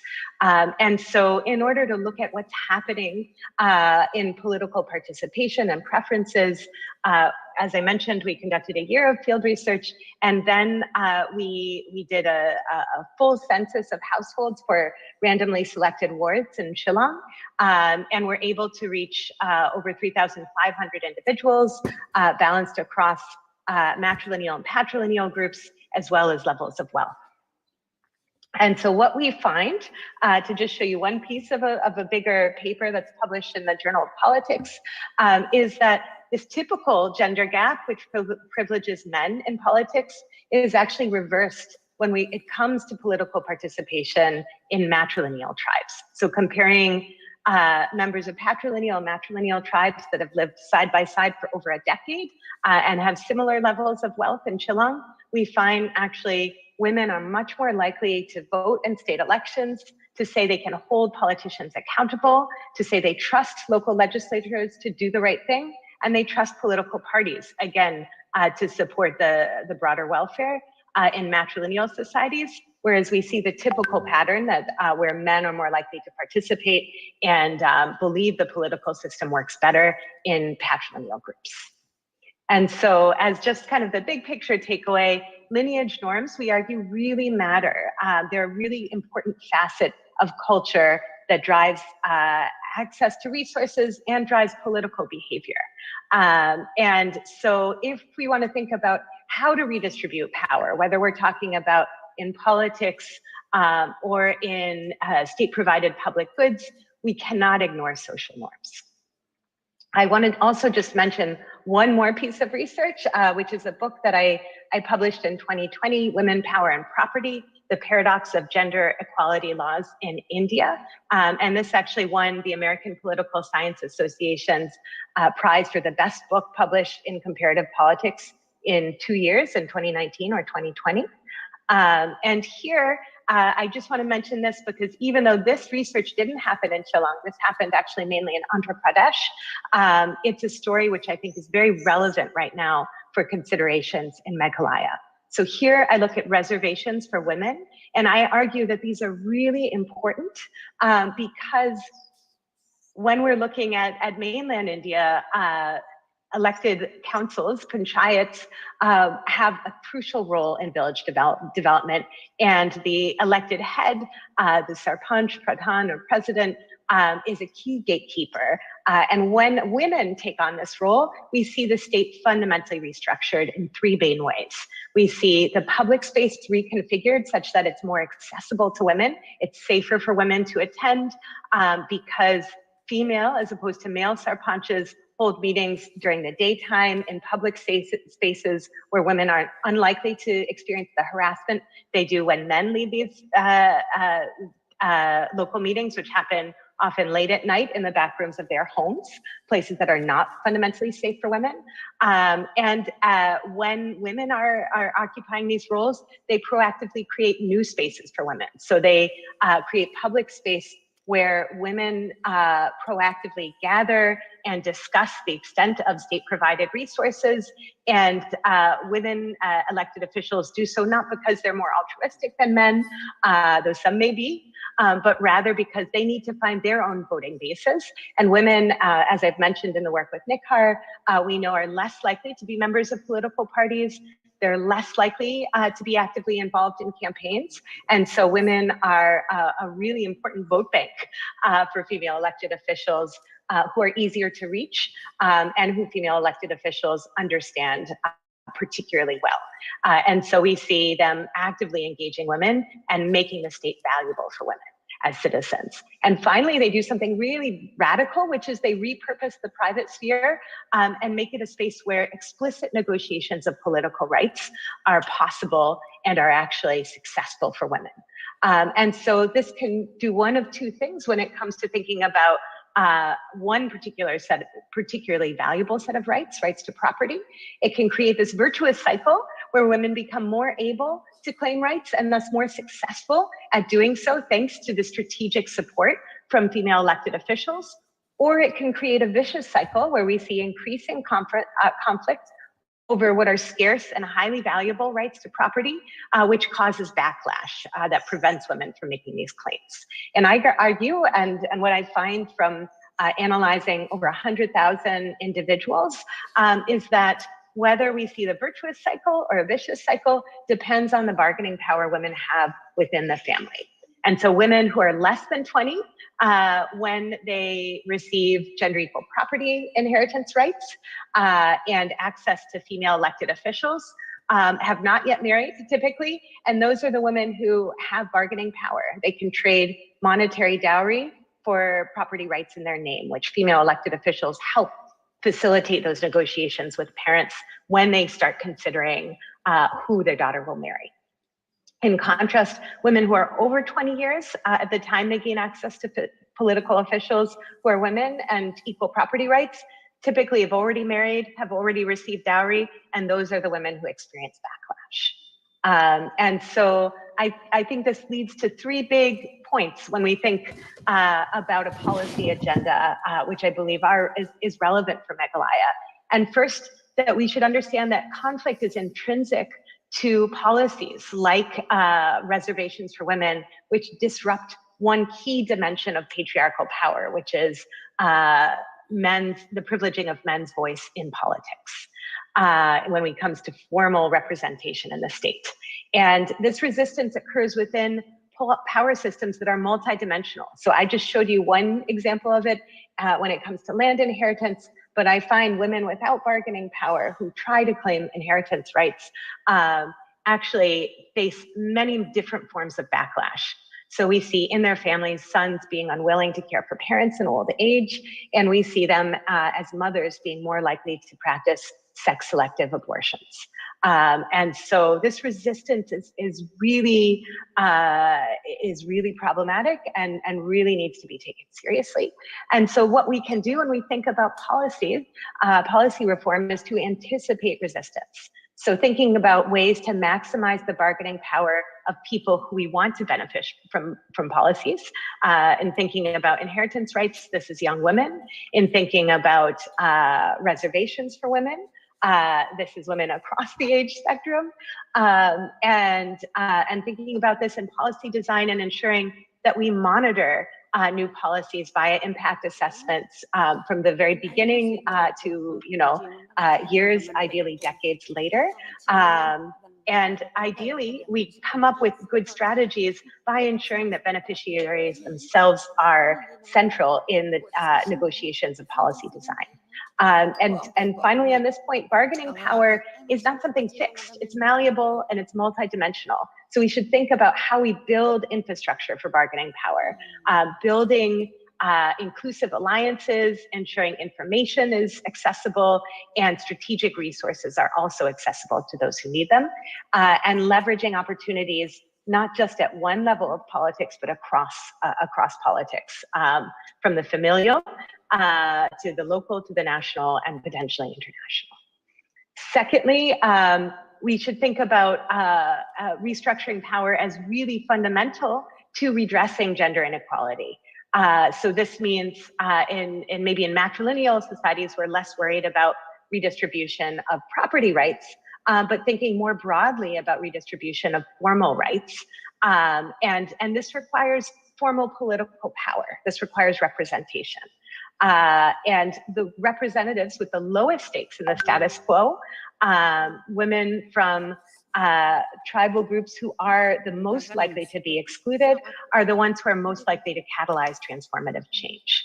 And finally, matrilineal kinship systems are extremely powerful. They provide alternative scripts for women's power, and we should engage with traditional institutions, not just ignore them. Maybe I'll end here. I know my time is out, but I just want to thank you so much for listening. Thank you. Thank you, Doctor. Now, I would like to go to Dr. Adriana Lungdo. She has 28 years of services in the Department of Health and Family Welfare. And she's a trainer on family planning methods and attended a training program on adolescents' health at New Delhi in Sweden also. And then she's a trainer on protection of women. So now we would like to hear from Dr. Anjuna on the general women's health and the factors related to the maternal deaths. Thank you, Madam Chairperson Kong Toy, for being the moderator of this panel discussion, today's program. I also would like to extend my thanks to our Principal Secretary, Secretary Health, and all the dignitaries, and also my fellow panelists here, and especially the audience, which is comprising of the SHGs and the representatives of our various organizations. I feel it is a privilege, and I really feel honored that I got a call from the State Commission for Women to be one of the panelists in today's program. And though, yes, I am a district official, but what I have to share here today will reflect with the state, but I would like to apologize that there are some indicators which I would just share, which belongs to East Khasi Hills. So without further ado, I think the previous panel discussion had also mentioned many points related to women's health. And we have also heard the word reproductive rights. Well, as it is, we know that reproductive rights is actually the intention is to give our women access to safe reproductive health care. And we have 13 rights, there are many of them, but I would like to just point out a few, where among these rights, the most pertinent ones, which we actually should not forget in our department or as healthcare providers, are the right to freedom, the right to privacy, the right to choose whether or not to reproduce, the right to decide whether to carry on or terminate an unwanted pregnancy, the right to choose the preferred method of family planning and contraception, and so on and so forth. But why I am just, pointing out these particular rights, and especially the right to access education about contraception, is because it will reflect on the indicators, just a few of them, which I'm going to share in today's forum. We also have another act called the Protection of Women Against Domestic Violence Act. Now, having the reproductive rights and the PWDVA Act in place, yet it is really sad to say that when we look at the indicators pertaining to maternal health, which is reflected in the maternal mortality rate of the state, it is really sad.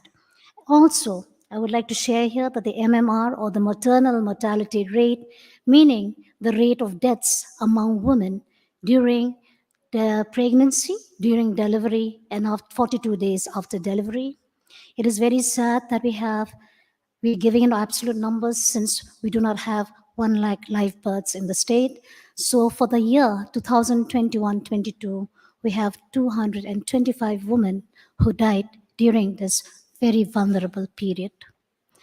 The second indicator I would like to show here is that because of the MMR, it also reflects on the infant mortality rate, meaning the number of babies or children who died below the age of 1 year. Now, when we talk about maternal mortality, we have so many factors that have contributed or have, add to this, whereby the most important one is anemia among women during the reproductive age group. We all have the adolescent, but more than 50% of them suffering from anemia. And these adolescents will then enter adulthood and start reproducing in a state where she is already anemic. And secondly, throughout the pregnancy, she will remain anemic or even become severely anemic. And more than 50% of these women are in this state. Now, From the number of pregnant women who had been registered in the state, there are 75,406 women who had been registered. And out of this number, we have around 0.35% of these women who are suffering from severe anemia, that is less than 7 grams of hemoglobin. We have 11% of these women, pregnant women, who are suffering from moderate anemia, that is, they have a hemoglobin count of only 7 to 10%. Now, this is the vulnerable group whom we usually lose or they die during delivery because of the anemic condition. We have other factors as well. I think it has been pointed out in the previous discussion, teenage pregnancy. 9% of these deaths are young women who became mothers below the age of 19 years. Now, when we look again at the women facing violence, domestic violence, even though the act had been in place, was introduced in the year 2005 and was implemented in the month of October 2006. And in fact, as have been stated by Kong Toy, yes, I was one of the resource person who had worked hand in hand with NEN, even with the State Commission at that time, whereby I was a resource person to train the healthcare providers in order to sensitize them, in order to orient them on the existence of this act and the important role that we play as healthcare providers in pertaining to this act, whereby we help them, we screen for signs and symptoms that a woman who walks into our OPD is suffering from. And usually a woman who comes with headache every now and then, we always end up with the history that she is facing domestic violence. In spite of this orientation, sensitization, training of healthcare providers, yet we are facing a huge challenge whereby women do not come forward. Though awareness programs from the health department have been conducted in every platform, yet we still have women who are ashamed of what they're going through. And it is these women who are suffering so much because when they are mentally disturbed, it does affect also their physical health. And when they are in the reproductive period, it is one of the main factors which really adds to the maternal mortality. I just want to point out these two factors which are very important. And secondly, we also have seen that women facing domestic violence are again another sector or another group, a vulnerable group, which are vulnerable to contracting HIV infection. Though they have the reproductive rights, but then due to the fact that they could not exercise those rights, they become victims and end up with the dreaded HIV infection. We have women also who have turned to substance abuse, and a portion of them are injectable drug users. They are young, they are mothers. And this is what is affecting our state when we look at the health scenario. And again, from the department itself, we are having many programs under maternal health. We're having programs under the Meghalaya AIDS Control Society, which are trying to address these issues and trying to take preventive steps in order to educate our women, our children even, regarding the importance of staying safe. But then we have the issues and challenges. And I would go straight to that because Kong Toy had said I should not take up too much time, but bring up the issues and challenges that the department is facing on this day in this particular forum. Now, the issues, challenges, which we usually encounter as healthcare providers, which really have affected our spirits at times, which has even demotivated us.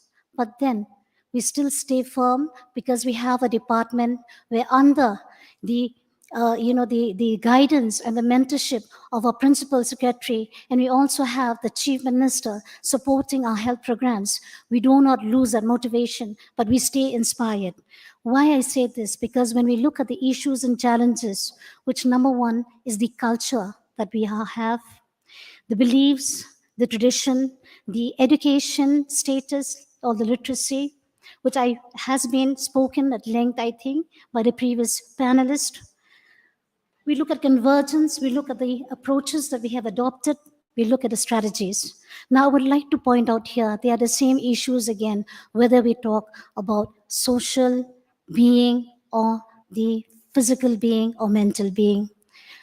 When we talk about anemia, the culture of our society, eating kwai, having tobacco, duma, this is already another factor which contributes to the, to the nutritional status of this woman who needs to be healthy in order to be a mother, to reproduce or to be pregnant, in order to give birth to a healthy baby.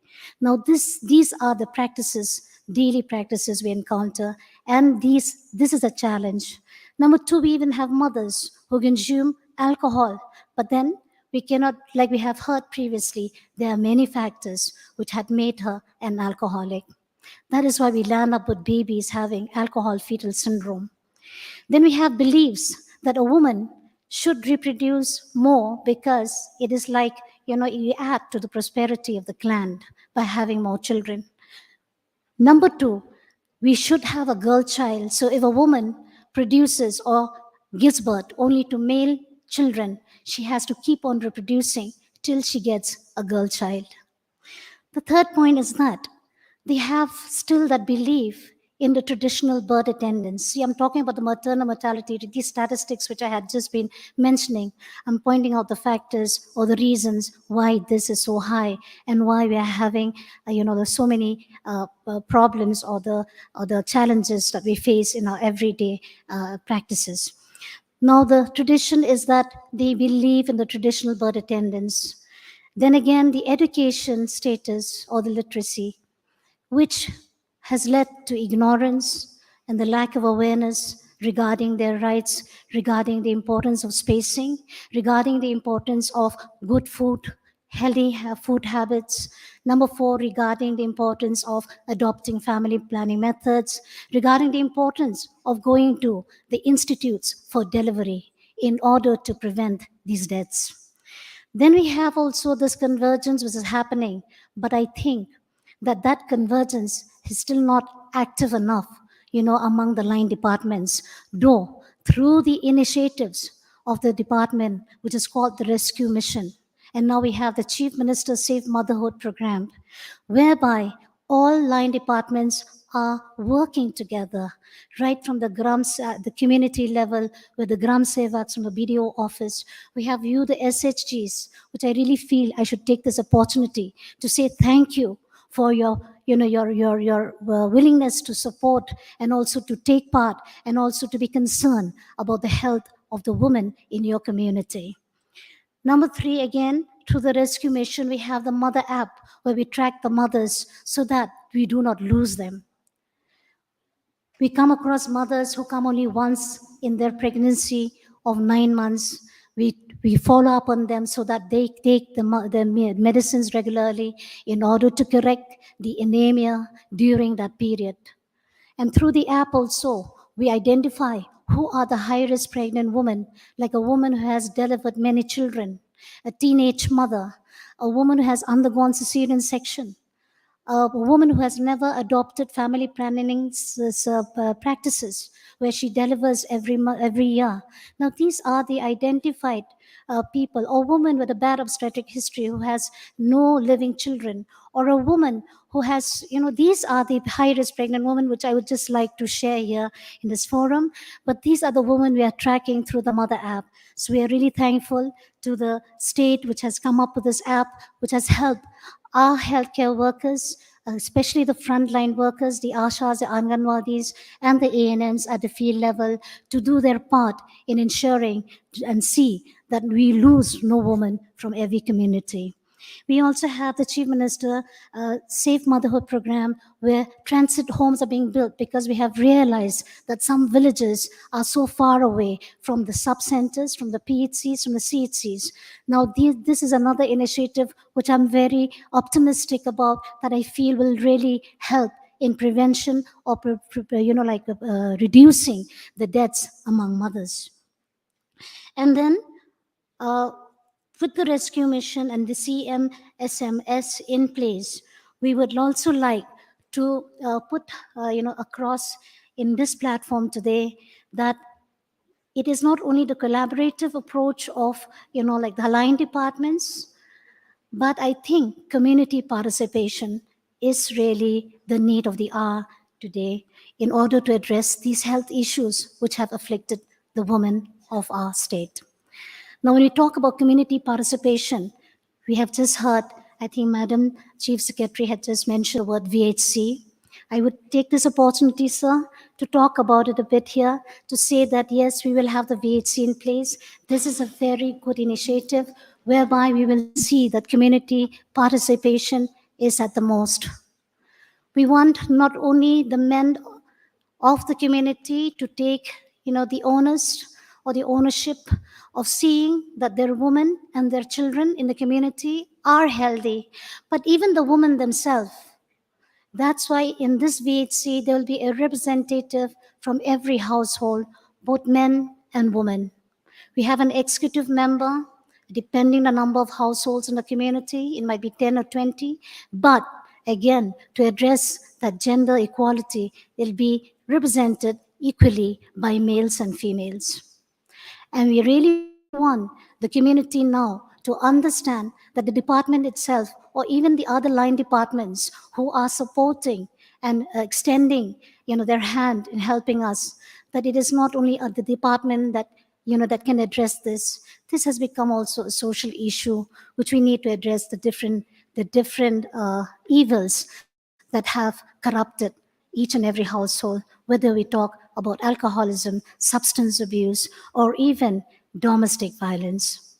So, without further ado, I think I would say thank you once again for giving me this opportunity. And yes, if there are any questions later, I would be ready to address it. And all I really look forward is that this event today will really help, improve the health statistics of the department. Thank you. Thank you, Doctor, for that. Now we would like to hear from Kong Angela Rangan. She is a member of Utma Urangli Chuki, and she's one of the face that a well-known face in Meghalaya. And she's a human rights crusader. We have seen her in many places. She will stand with the people who need her help. And not only that, there are many national laws that she helps to push here in the state. Just like, for example, this Lokyota, that act. So now we would like to hear from Kong Angela Ragant.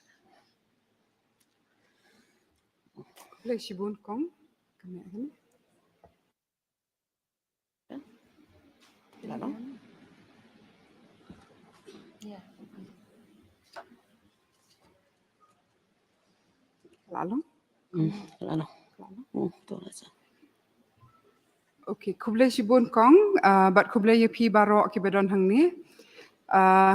I apologize that I cannot speak Garo, so I'll make this presentation in a mix of English and Khasi.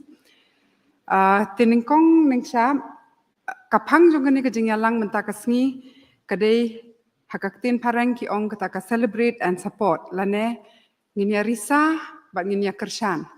Tika jingkeli kabawan ngat harai syaka jingmut jongi barok kalong nginya risa ya ke bat nginya kershan ya ke yanu bat kumno. Tiningkong naduk men step ngilai sngo baka sorkar kala ada kalis ka bajorong bah ki kita ki kamram baka lale bat hato katnu nakini kila urlong shisha haki jakasa jongi haka jingim jonga jongpi ka baman lakasngi kade ka kamram pat de jongi ban ti habak ong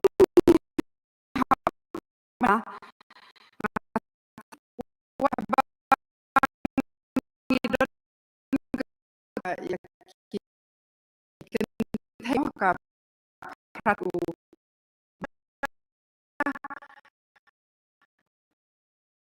si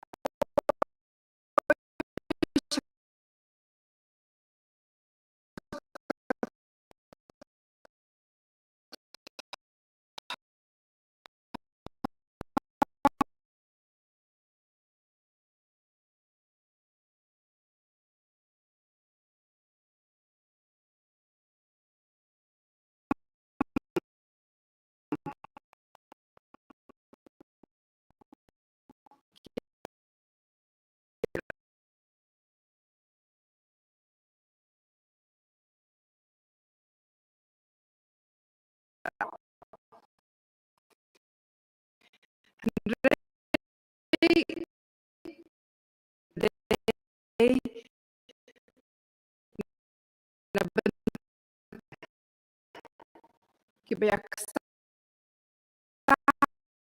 jong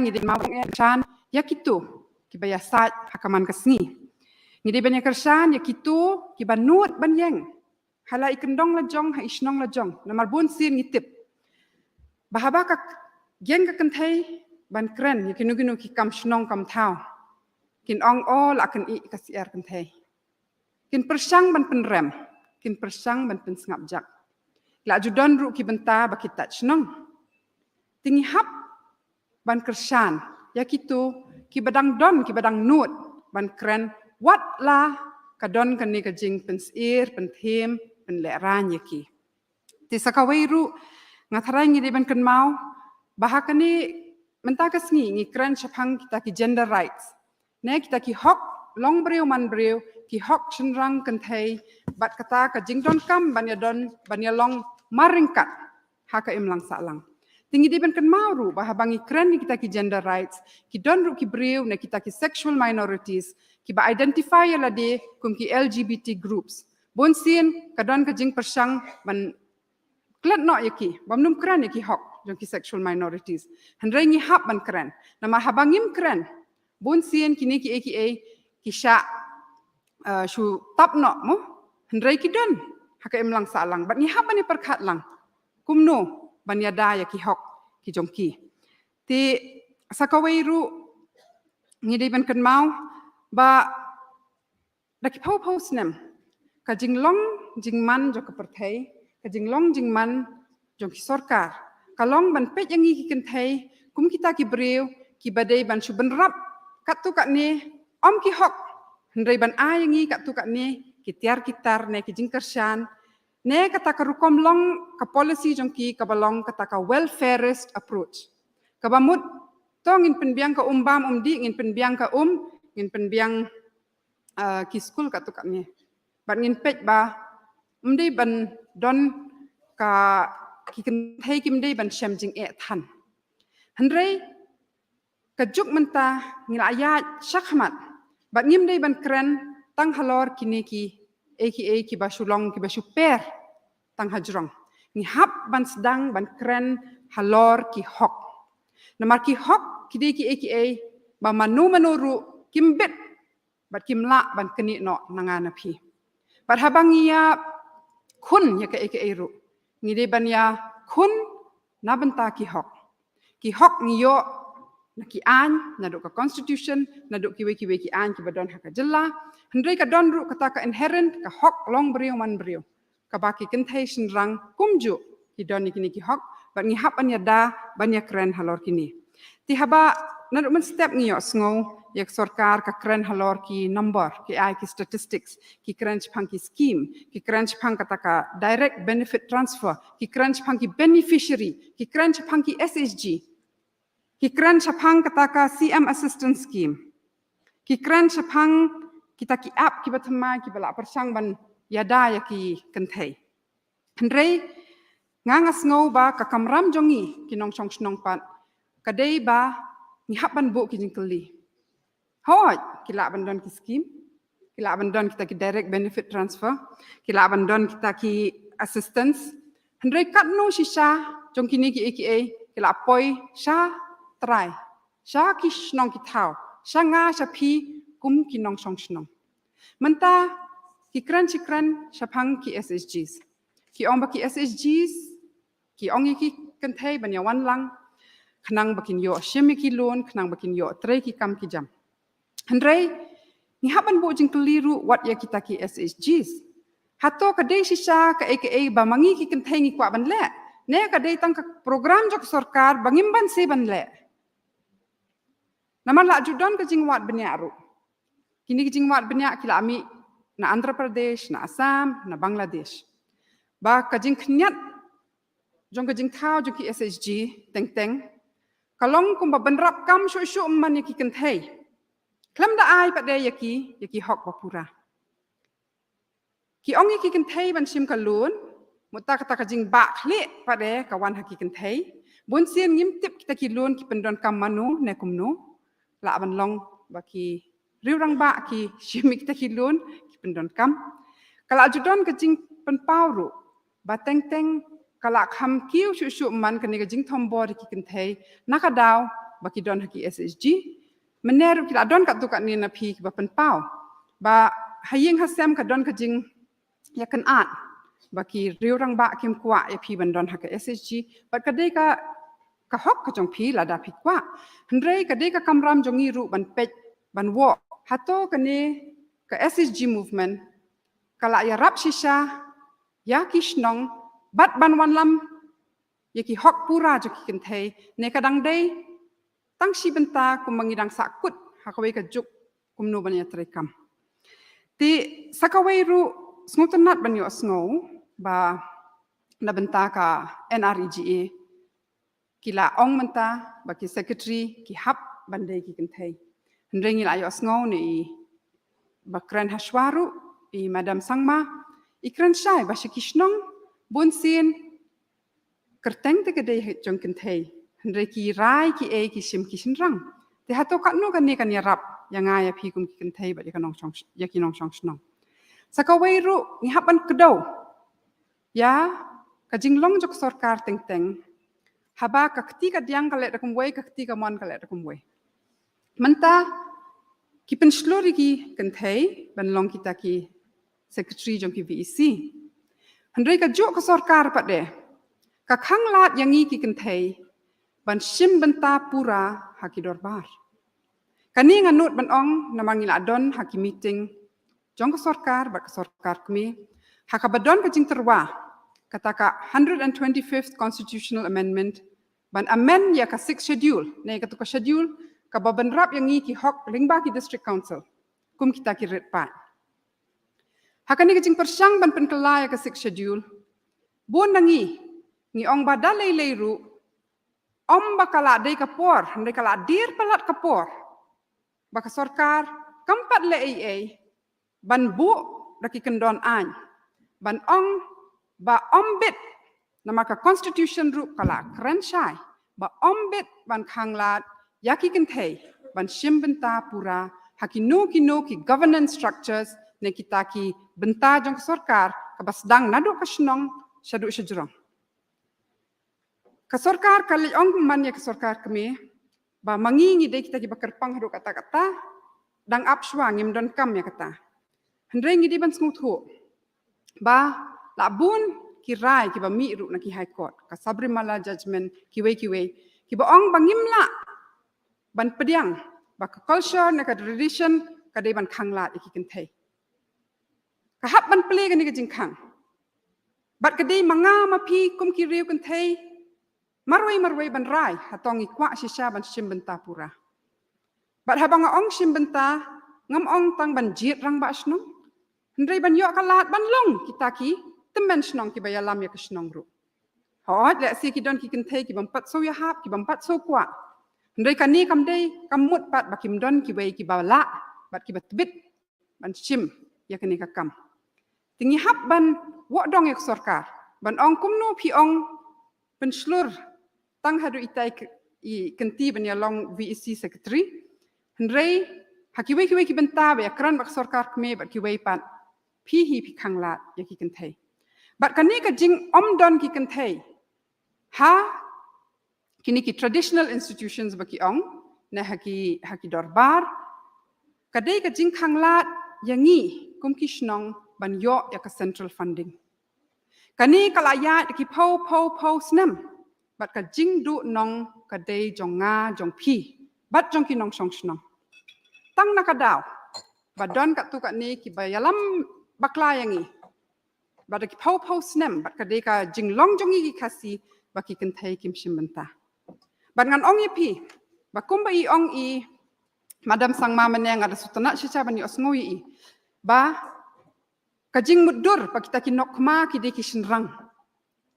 Wat haba ka kantin nok maro, kalak kadaw siya ba naduk menswa, handai hantai kidi kikintay.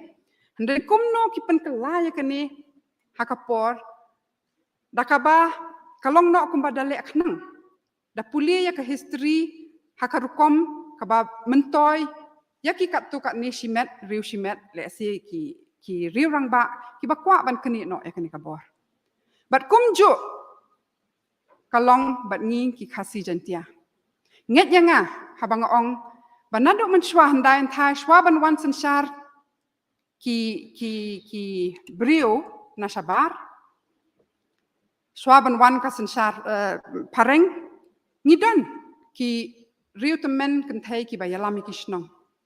Hadwara nong ternem, ngidon kas iem la tempang, wat mentaru kadon ka jingya sat, bat ka jingya persang, bat kum hashnong tenring dan shen, ki job ya kawi ka kies, ha high court, hakaba ka high court, ka ong pimbit ban kanglat, ya ki kentai, ban shimbenta hakadorbar.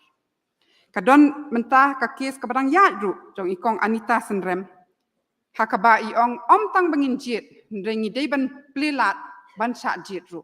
But yakaniru ka KHDC daladi kala kubur hakmat ka kot ba ngin persang ban tuat jingmut na ki kentai ka klam ong ka klam kran shu ya kata bangim kwa bat kadai ka tenrai jongi ki ong ngin tuat jingmut na ki kentai te habaka longkum ta bang kwa ban kentu ye pi habaki wan snong tau jong pi ban keli ta ka jing keli ki kentai ki kwa na em ban simbenta ngatrai mangi kadika kamram jongi ban ong hooi namar manga ma pingim dei ban khanglat pat ikitu ki ban but yangi adon ka jing job ngiyo i jong ka to ka snong no wet hakaba ki tuki kenthai ki let cha high court pat ki yo ya ka ruling handrei hakani ka sanchar pat ba sngosi ba ni hab up shi up ya ka yeng shari ban betha ya ka sarkar ban le ai ka sarkar ka dei ban penmi ya ki an tang ya ki scheme bat ki policy.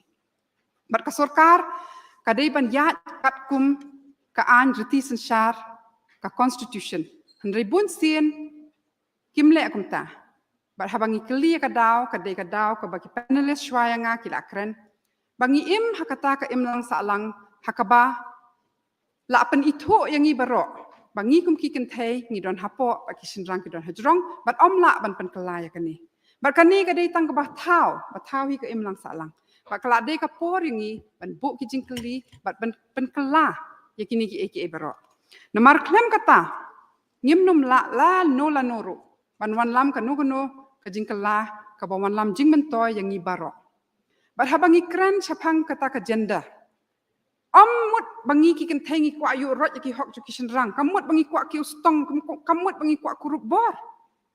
Ngi kwa ban ong bangi kwa ban ya ringkat namar habaya ringkat habaya snok ketilang mangi kum ka imlang sa lang nila ban ya chakmat kat kadang don ka jing sha liang kat kadang don ka jing sa din jong no re jong no ka imlang sa lang bat ka state jongi kam num la ban ya chakmat ya kani ngi hab ban padiang ti sakawai ru mene i chief secretary ikren chapang kataka gender budgeting kabamut haba kimang pisa katnu kimang na benta ki kentai katnu kimang na benta ki kentai haki benta ki prepare la ka dei haka koi ka khia na ka puli puthi mom ki hab dapet hendrai ka ni ka gender budgeting kam dei tang ka jing bati pisa ni haban kan ma bangi hab pet ya kita ki outcomes jong kata ka gender budgeting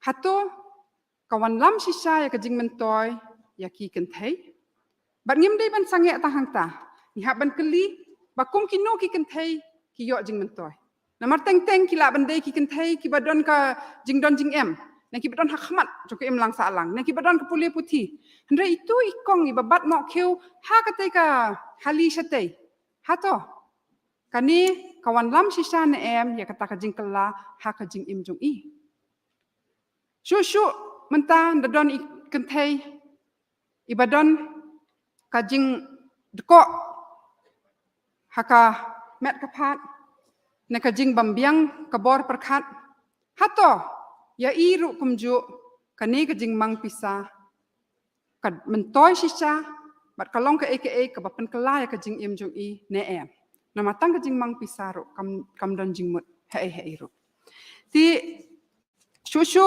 ki ong ba menta kasngi ni habanya pelejing mut khendiat halor kot kakya patru kajing shong shngan jongi ki kentai tikil abun ki panelists ki balak keren pakade kajing shisha bat kade kajing snosi bahajala jongi ki buntam ki kentai ki bak du no e kajing em hakapor bapun bakha bat kaniru ni habbu jing kli bale menta ki persang banle ki skim jet ki ong bandon taka app Hendri hatol ladam don internet ke app kan trekam habam biang ke surok itu ikong ilak ban poi hospital haba kam biang ke hospital kam biang ke PHC kam biang ke dispensary kum nong ilak ban yarap yaki menta haba pun bakharu shwaya kata ka kot ka khya jonga ka biang kum no ngiyo shishan em ya ke umbam umdi ke batei ka met jongi ngitip plan badang shen ka don ka jing bam sap haka ICDS program haka ba de ban ai ka jing bam shaki khlung khna ba ki thei ki ba pun bakha ndai ka don ka jing panya nyok shawe yu tu khaw ti hato ka ni kam khta mo ya ka kot ka khya jongi ba ya kata ka pun ka kha sakawai ru nadu meneng atharai bun ni khlamya karan ni hamya khta imat ngimyanut banya karan halor ka wei ka phang ka badai shaphang ka sexual health tang ka reproductive health namar habangi kran sexual and reproductive health ka bamut ka banta jong shinrang kan thai ha ka por baki khisamla bakin don ka hok ban rai daladi bat habaki rai ki hab ka rai jong ki ka hab dei halor ki jing tip ki bas kem ka bamut walada ni shuong yaki ombet ban lek kata ombet ban lek kane kin le hi ki tu kam hande kim don pa de yaki lat ban yadai ladi ti kumju habangi kran shaphang ka ban yo yaki taki contraceptives ni habru ban kran bakadon ko ka an ka bakarteng ka medical termination of pregnancy act yakani bun nangim tre ban kran namangi dei kata ka ki riu kristan bat ngatharai ka jing kran ye ka neru kawan lam ka ap jing ma ya ki khna khlung ki ba poi ka jing pun klam da mudur bakin pun khon but let's say ka don ru ka jing khang lat wat na ki hospital ban a ya ki brio tangi khna ki ba shem ya la de baki armet ndai teng ki don ki bala khamrang ba ru ki armet but ki ba do no ka jing em bun sin ha ka por ba pun ba kha ki de ki 16 to 18 years but ki ba shajrong jo ka sau phusan snem tilada kini ki kwa let's say ban pen kut no ya ka jing pun khon hato manga ma phingi don hok ban khang ya kata haba ka an hari india ka ailat ya ki ba ki hospital ba ki PHC ki haban le ya kani nama dangim le ya kini haki jaka ki ba bit ka jing ai sumar let's say kini le ya kini ndre kan ap ka jing ma ya ki ngatip ba kini ki eki bangi ngo salia ban kren ni ngo tieng ndre ni hab ban ya kren ni kini bat kadai ka hok jo iwei pi iwei bangi ni tai kamut bangi pen bor you know ro ndre ki hok ti ki hok ba ki di ban don hang tu bangan jet hi manga marwei ne ma phi marwei ti halor kani ka kot ka khya ro ngo si ban ong ba tang ka reproductive and health infrastructure is in shambles. But overall, the healthcare scenario in our state is in shambles. And this impacts the overall access to health of women and everybody. Menhakani bawan COVID, kibadan hakmat do banyak hun na benta COVID, kidai ki kentai, ki asha ki anganwadi, kidai ki kentai, ki mi na la yang klam na tip utau COVID udai uai. Handrai kajing kersan ya ki na snong ne na kastit ru, shitda. Kajing siu ya ki kabala iklam ran. Tingi ngidai ban kan mau. Mangimla ban keren syapang ki hok jong ki kentai. Klam da perkat ya ki wei ki hok. Ni hap ban kan mau ba baro ki hok ki dei ki hok jong ki kentai. Ki hok jong ki nong trai nong bela ki he ki dei ki hok jong ki kentai. Ti kumju ni hap ban kersan ya ki asha ya ki anganwadi ya ki doktor ya ki nurse. Ba di ki wei ru ki nong trai nong bela. Namar ngan ongi pi. Ya ka ni ka jing du no ya ka jing im hak por bapun bakha. Kadon jing adai ru kata ka jing sisa babun sin kinong tray menta kila adai kita ki contractual workers. Shutray contract. Bar hapa pun pika pimyo tang ka shutiru. Jing sisa kadon da ka an. Bahan riu benai pi di ban shong ban yo ka bible la. Handrai em. Tikum nong inya krani ki wei ki pang haba kini ki ba don kam hakaman kasngi ngemla ban penbiang. Ki nong tray om tang kini ki nong tray ki batray hak sarkar ne hak company. Handai meta ki bun ki nong tray ki batray hak taka informal sector. Ki batray yeng brio. Ki ba dijing di harut surok. Hato ya ki kita ki jing kersan bak sarkar ka ai. Ngitip ba kadon ru kata ka itu i keren mene i joy i keren sepang ka sexual harassment at workplace ne kata ka jing syak keren rem keren klemakor haki jakatrai ka jing syak pet iben tang na kadaw ba pide ki kentai ne ka jing dawa ya ki tang na kadaw ba pide ki kentai ya kan ni ka an ru 4 la pan implement ba hakan ni ka state ya ki nong trai nong bela ki bamdon haka yu sarkar ki di bandon kalat ban le complain ne ujor Shaka office jong DC halor kani ka an lada ki syam kumni hendring tip pakatu ka sel na katu ka benta jong kani ka an ru ki 4 la ban pentri kam hok bar haba dong pade kini ki haba don pade kini ki jingsha leben ki jingsha bat bor bun sin ka imlang sa alang bar ka sarkar ru kan pet biang sangi ki kentai bar kan kenok la yangi balai firiam pi bet kum tu balai fi yak tu shabadum ma pi kum kak kami balai pi kampet bahai gi khon balai pi perlat chatu balai pi litrai ba isa shabat bori khon kadai na kam dai kata handai ngim dai ban sha bakan long kum ni na marhaba ngilak pen kup bor ya kat tu kat ni kinong mi khmat daka pisa jonga jong pi ne kita ki tax ni siu ya ka salary jong ki nong trai jong sarkar kadika kamram jong ki ban pa ban pet bakan don ka bha kamyat iwei i nong song snong te habakut ngan chupen kut no da ka baong ba baro kini ka daw ka dei kata ka jing ba mering kat bor handrei hangni ha Meghalaya ka ba kham pen long complicated na ka ba kham pen so sat ya kani ka jing ka long bangi don ha kata ka jing mudur bangi ngi dei kita ki matrilineal kamat yu nga ai jaj chiki khun bat ladang adon bak bang ade ka khun kan the ruspa ka bakhat du ngan yo ka spa ka phau hendrei bon ngim dei kum ta ngim dei ki ba yo ka spa ka phau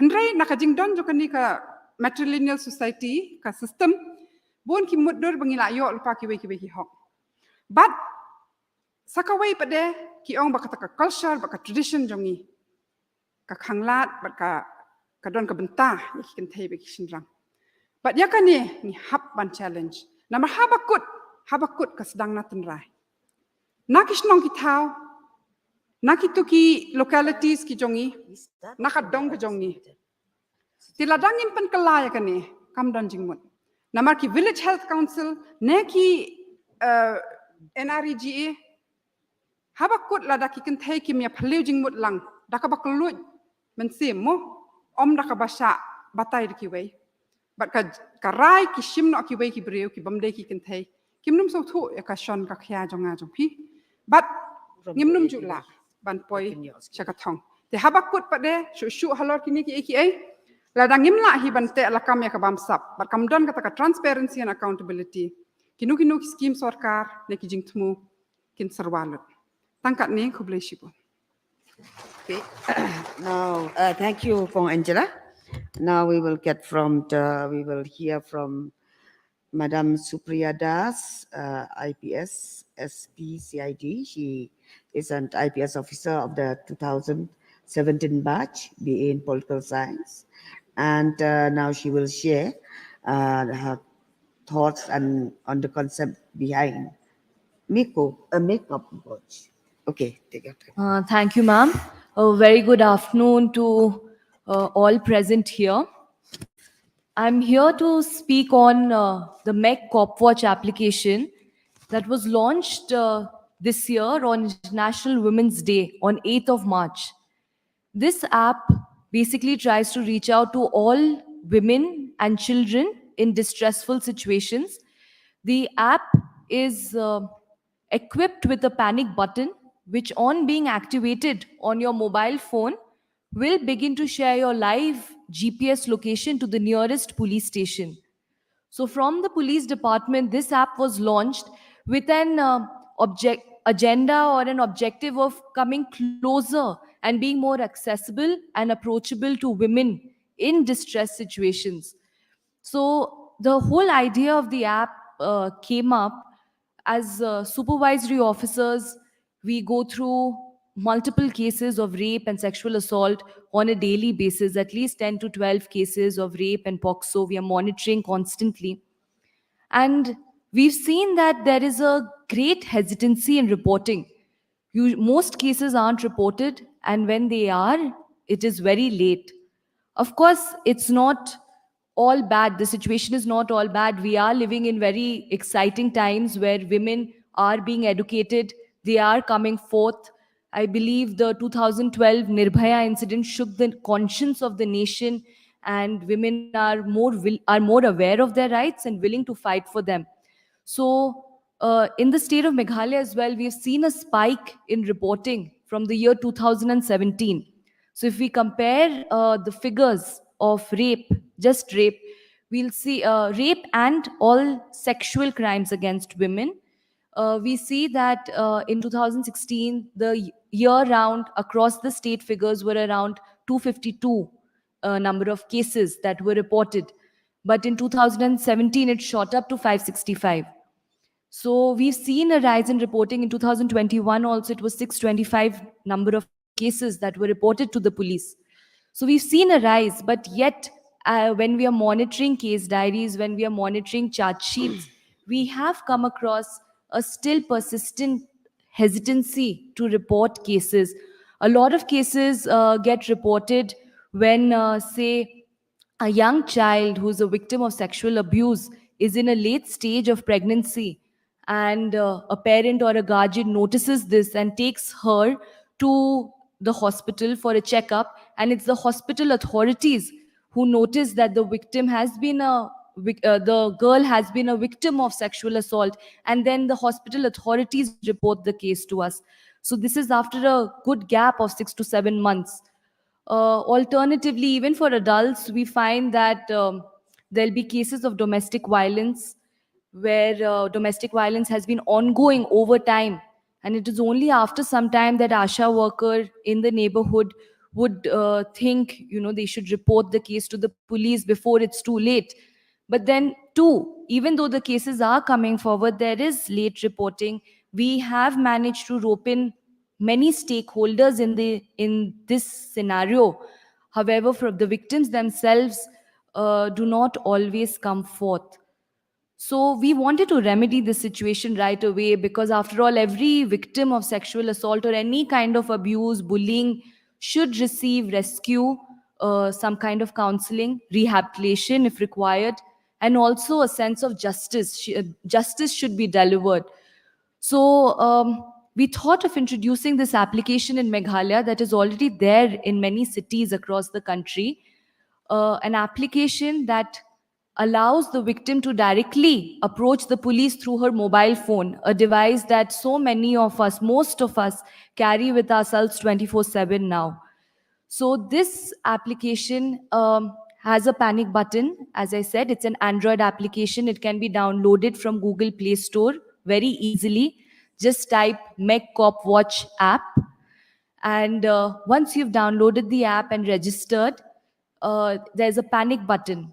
The minute you double tap the panic button, the live GPS location of the individual will begin to be shared to the nearest police station. And we have trained all police officers of police stations to respond to these panic alerts. So they'll rush to whatever your location may be as per your mobile phone. At the same time, the victim will get a call from the police control room of Shillong. Wherever you may be in Delhi, Bombay, as long as you have this mobile app on your phone, the Shillong police control room will definitely call you. They will begin to counsel you that help is on your way. If the victim is in Meghalaya, the nearest police station will be on its way. If elsewhere, then the police control room will contact the nearest police station to the victim.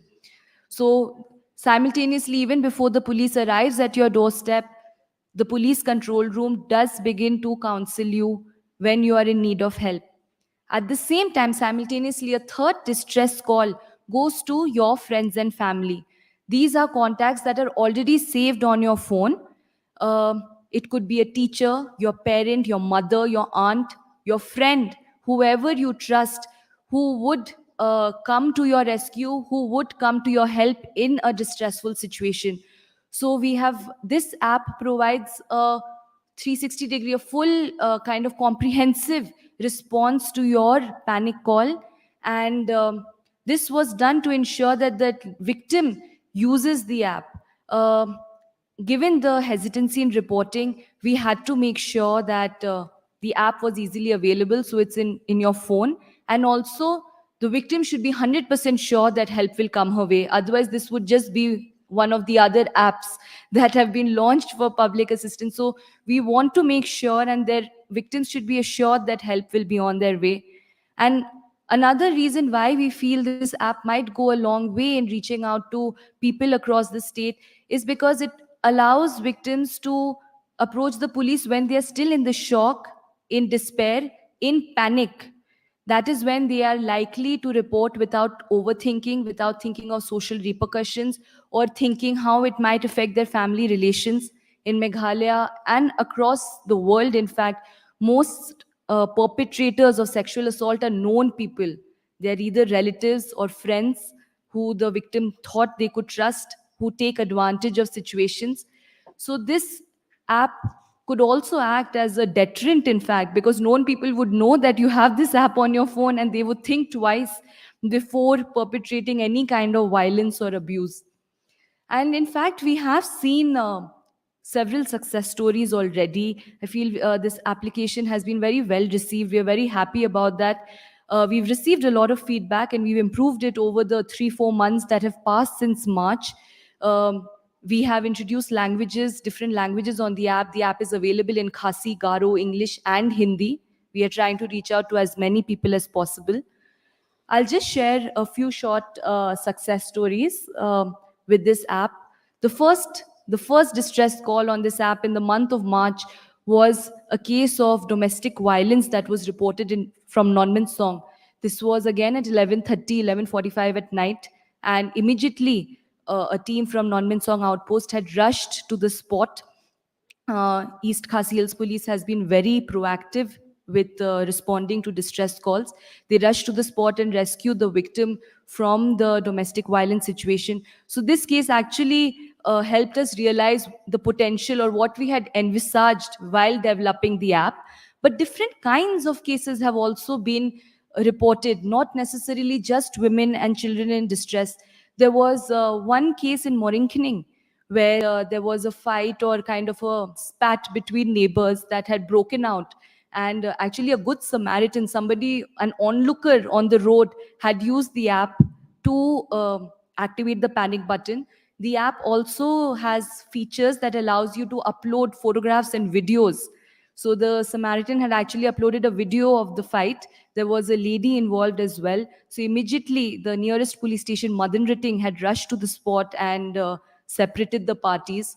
Similarly, we've seen fire incidents, different kinds of incidents being reported through this app, and it's really turning out to be a tool that brings the public closer to the police. And I hope you do go back home and spread word about this initiative so that we can use it to the fullest and actually see what we had envisaged with this.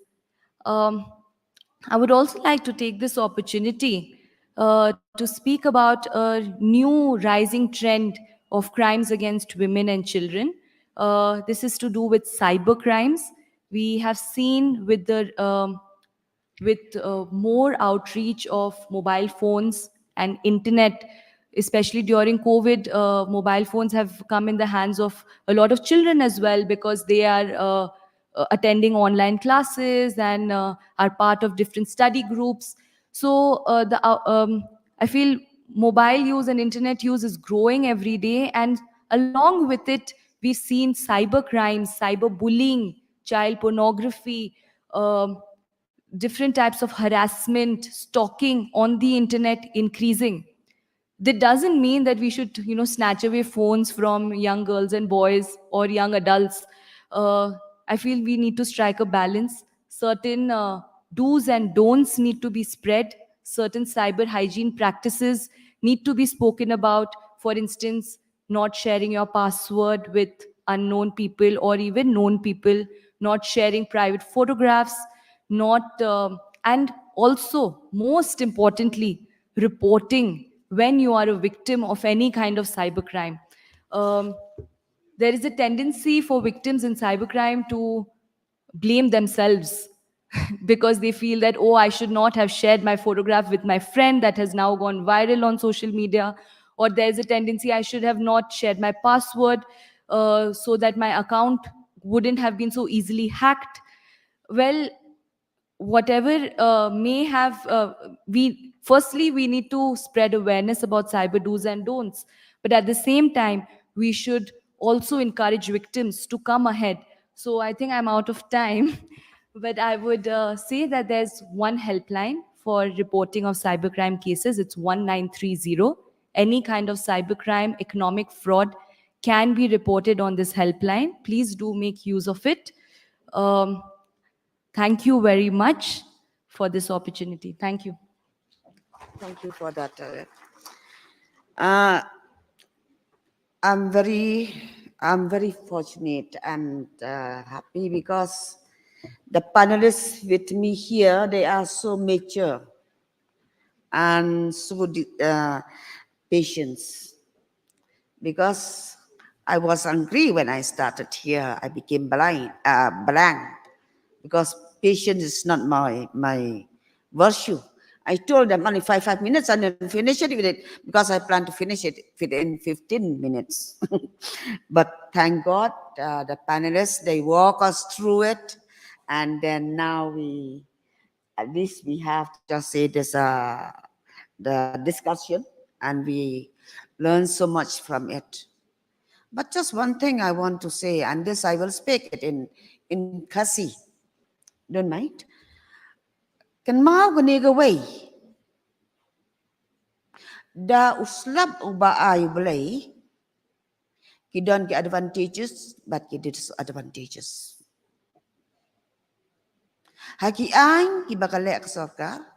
Haki kam ki chungi hangno. Hayeng hasem hadong masnat aki chika kinoro. Kidon ki ki bale. Ki badan hi ka ba naman on yo chispa ni chispa belong perfect. Those laba belay ro nginam laban yo gadan ni advantages bagi advantages. Raya kajing im jong ki bring ngiya but ngiya persyang ban boy. Ti kidon ni ki po ki ba ngira job kidon ni ki bidang and ray actually when I think of my just say 20 years back and where we are now, everyone would know how far we have come, and still many challenges also remained. And what we are discussing now is about the challenges and After the questions and answer that I will give to the audience, I request the panelists at least prepare just, I won't allow this final statement, remarks, just one sentence. Just say one sentence to give to the audience. But that now I will ask for it is the time for the question and answer. So, please, let us nagi pila ban kali dengan pernah ni kasi ni English. Yeah, please. And yes.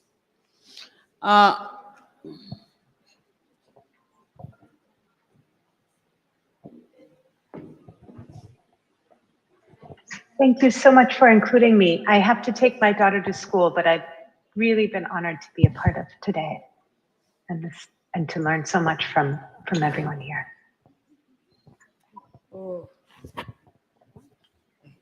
Hello. I'm Agnes Karshin.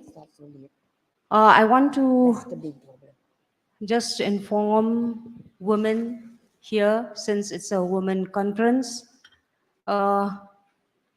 Few months back, we got received information that women are offered jobs by being physical, and we had shared that information with the police also, but a caller called a person saying that if you want a job, you have to be physical, and within 3 months you will get permanent.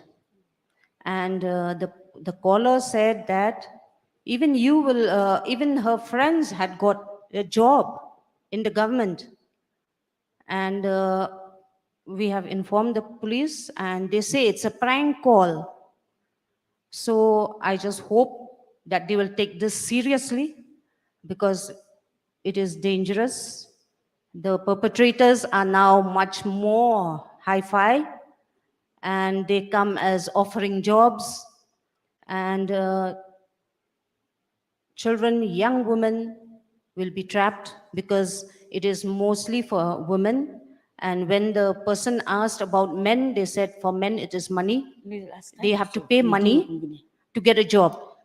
And for women, they have to be physical. And if they can please those people, then they will get a job, a permanent job. So I hope the government will take this seriously, also from the women's conference, since we are all here now. Yeah.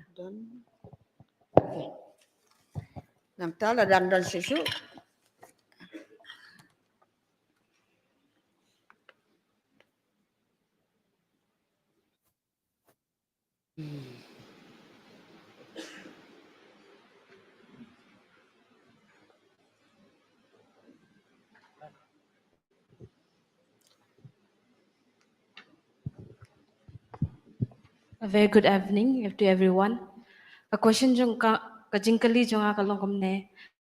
Baki nurse ki 6-month maternity leave, balik ki no hikai lane ki we offices, balik ki mio. And plus, kumungi ki kantay samla, lane ki kena school samla kantay. Kadon bay ka way ka first I mean, she said she benai kwa ka to ka shuti. Like every child wants that holiday, a 3 days leave, because it's a very it's very harmful for us, very painful for us if we go to school, to classes, to offices. Why we don't get the leave? Tangkata, thank you.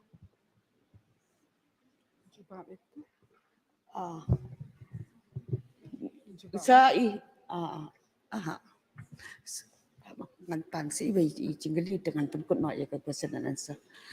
Sa ibai ngan Syah Astan way only one more questions and then we will close this question and answer time. Please, if any questions, if not, then I will close it. Time's up. Okay. So, okay. Last one. Okay. Boleh sibun mam, na benta kan ika lat ke bang alayo pan yesu benta lang ha kade ka canbit ko benta. Te ka kerteng jonga kade ko ngurus meri lang do ngadai na po ka mau keruat blok. Te kendiat na kaliang jongi kumki SSG members ki balawan ha kade ka ski ko benta. Te long isok men shisha ba kalat kapli nam ta jongi bangin don ha po ki self help group. Nomor ka jingdon jongi ha po ki self help group ka ai jing mentoi si bun kham tam nak benta jongi ki kenthei kham tam nga yala dia nga sau thu ba adien ba lok janga ulak klat no ngadon songut ki khun nga haban pas school ki khun telang ba jing don janga po kasabal group de kal ai jing mentoi si bun yanga ya ka ying kasem janga bat ya ki para dekhot janga ya ka dong ka than hi bro ka wei te ka kum ka khubor ka ba na kaliang jongi ki paralong kemi ki ba siam ha kaju ka jing jenjar ka jing ha ki sipun kliang ki jing ngis ngau ban kan tu hi ya baro ki paralong kemi ba kini adon aku ki self help group te nomar ka jing don jongi aku self help group let's say kadai kamon jongi hi dala dia mo kadai kamon ka jongi hi bangin don aku ka self help group te Om don hi try manu ba penboreng hi tentang hoat gidon kijeng hop kum hayeng hasem tentang kumbang gila snow ba iwe kong meni ong ba ban lek mitieng ulok jong i khang rai kum kilong kumi ba deng i so thu ya kita kijeng hanrai kajing yai sha jong i kajing ya ai jeng mut Nga ba pen ai de ka jingkeli mo pen ai de ka jingkeli na man bangila aslam pen ai shula dan ni jingkeli shu ai jingkeli dan ni jingkeli be pikwa pen ai te nakal yang jong hi zakat ta nga ai jeng am ku blai shibon ngis ngam tanat ba ka jing dan nang chong pi po ka as SG ka de ka mon na jong de ka jeng bat pen bor le ni manono ta ku blai shibon ko nakabanta ka ni ka one questions from Kong Agnes about fiscal for job. We will check and then I will take note on that and then I will do the needful. I will check on it.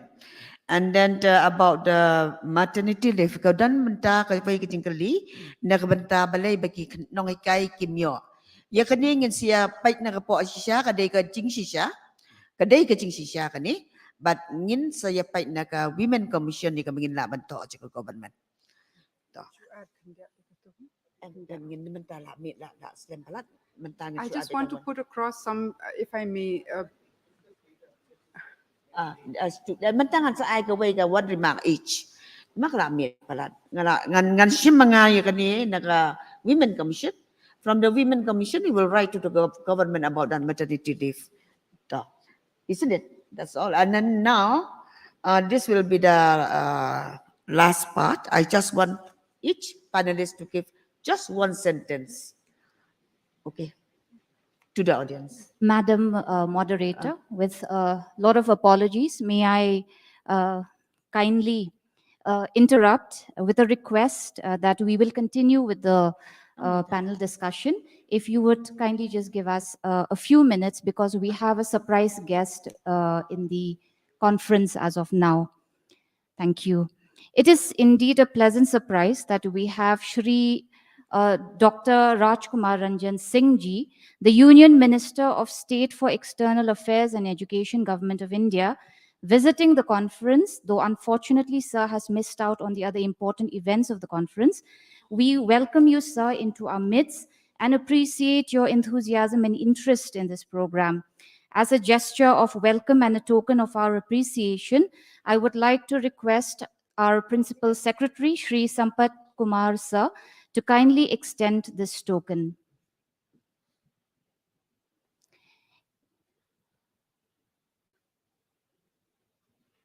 Can we have a round of applause, please? It is worth mentioning that Dr. Rajkumar Ranjan Singh Ji is actually in the state for reviewing the grassroots level programs of various departments in the East Jaintia Hills district. Sir has already interacted with the SHG beneficiaries around the stalls in this conference too, in an effort to witness how the beneficiaries have reached the market economy. We welcome you once again, sir. Madam Chairperson, you may continue with the proceedings. So now before we wrap up, I would request the panelists just one sentence. I please respect everyone else so that you will have equal time share in the last segment. So I request Doctor. Thank you, ma'am. I think I'll try to put these 2 points, which our Angela, our respected panelist today, has pointed out. With regards to the MTP Act and the POCSO Act, I would just like to point out here that because I feel this is the forum where we have the Women's Commission and we have all our policymakers or administrative officers here, whereby from the healthcare workers in providing the services to the woman and to the adolescent.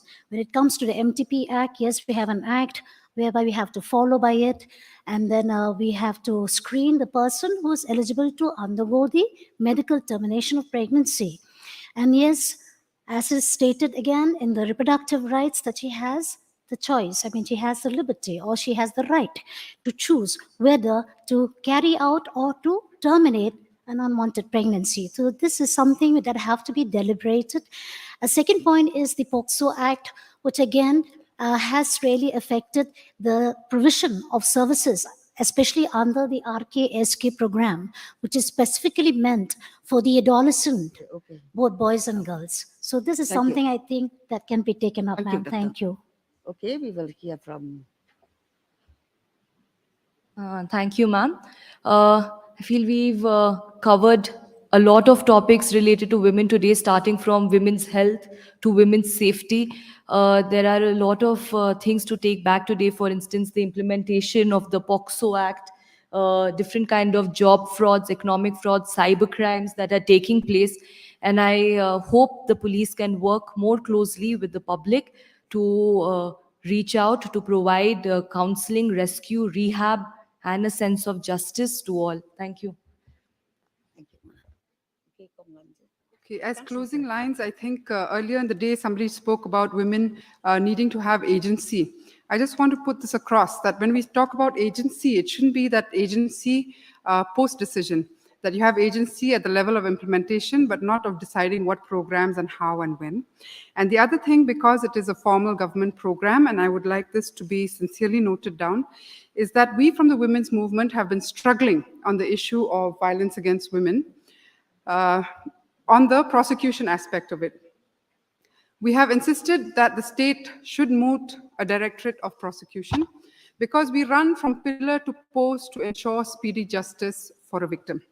And I don't know why this is hanging fire, but we need specialized lawyers who are properly trained in women's laws and children's laws to actually face the courts. And this is actually been so delayed. The other thing which the state government should take an active call on is the fact that women looking for justice in Meghalaya have one more tier to contend with. We know that the district council courts is where many cases are referred to, but often they do not find justice there. They have to go to the district courts and the session courts. So why are women in Meghalaya being put through one more tier of accessing justice? So thank you all. You have been very patient, but I'm not patient. So thank you, all the panelists. And then we will conclude this discussion number 2. I extend my heartfelt gratitude to all the distinguished members of the panel for sharing their thoughts and views on a range of issues pertaining to women's safety, rights, and health. I truly believe that discussion has been fruitful and has brought an insightful outlook on issues and challenges that concern women and how these obstacles can be tackled effectively to ensure a better environment conducive to women development and social progress. Thank you once again to the chair as well as to the other members of the panel.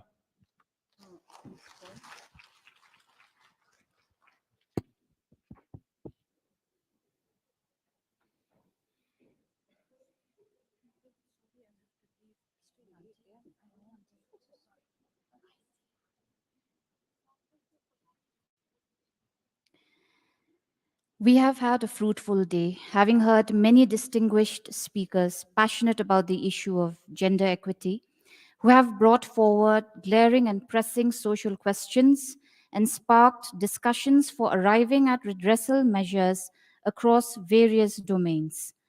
On the note to take forward the deliberations in this forum for ensuring a gender inclusive governance through strengthening policies and actions, we reach the concluding part of this significant event. Therefore, as a symbolic act of sealing the importance of this conference, may I request Srimati Semalotha C.H. Sangma, the Vice Chairperson MSCW, to present the Declaration 2022.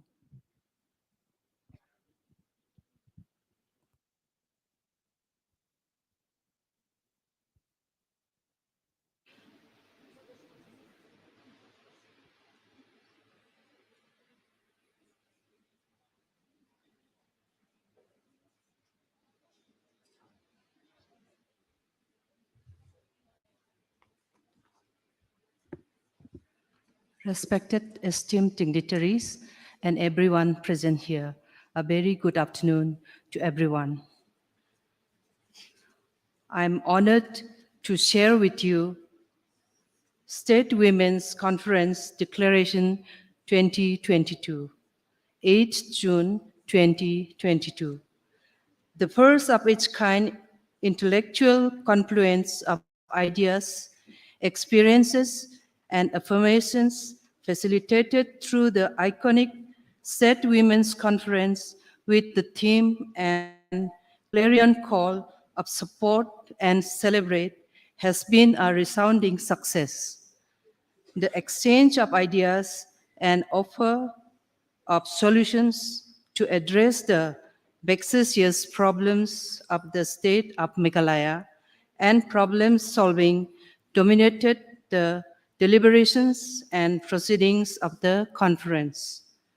The various stakeholders of the conference, like women leaders, entrepreneurs, self-help groups, intellectuals, opinion leaders, newsmakers, influencers unanimously agreed to the need for actualization of goals of socio-economic development and political empowerment. The stakeholders of the conference resolved to work tirelessly for all-round and holistic development of the women of the state. Adolescents, mothers, and especially women in difficult circumstances. This summit of intellectual exchange of ideas vows to support women-led SSG groups and village employment councils with economic and political empowerment. The goal of collaborative interdepartmental coordination would be to reduce poverty, improve livelihood and nutrition, and promotion of women leadership in grassroots organizations. The conference leaders and participants join hands to reiterate emphasis on women's health, drastic reduction in IMR and MMR, enhancement of decision-making choices about reproductive health, employment opportunities, and more livelihood avenues. Inclusion of gender studies and gender workshop in all educational institutions is strongly recommended. The conference also suggested to build alliances, information of strategic resources to improve gender equality in all spheres.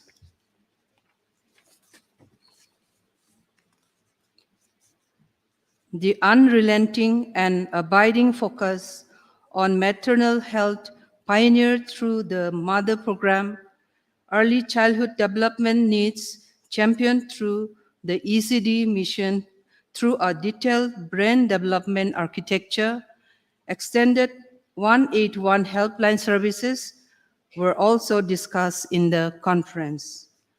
The Social Welfare Department, Government of Meghalaya, in close collaboration with Meghalaya State Commission, Women's Commission, and Health and Family Welfare Department, Community and Rural Development Department, Education Department, and other stakeholders shall take resilient steps for inclusive participation of women in traditional institutions, grassroots organizations, rural employment bodies, and entrepreneurship forums.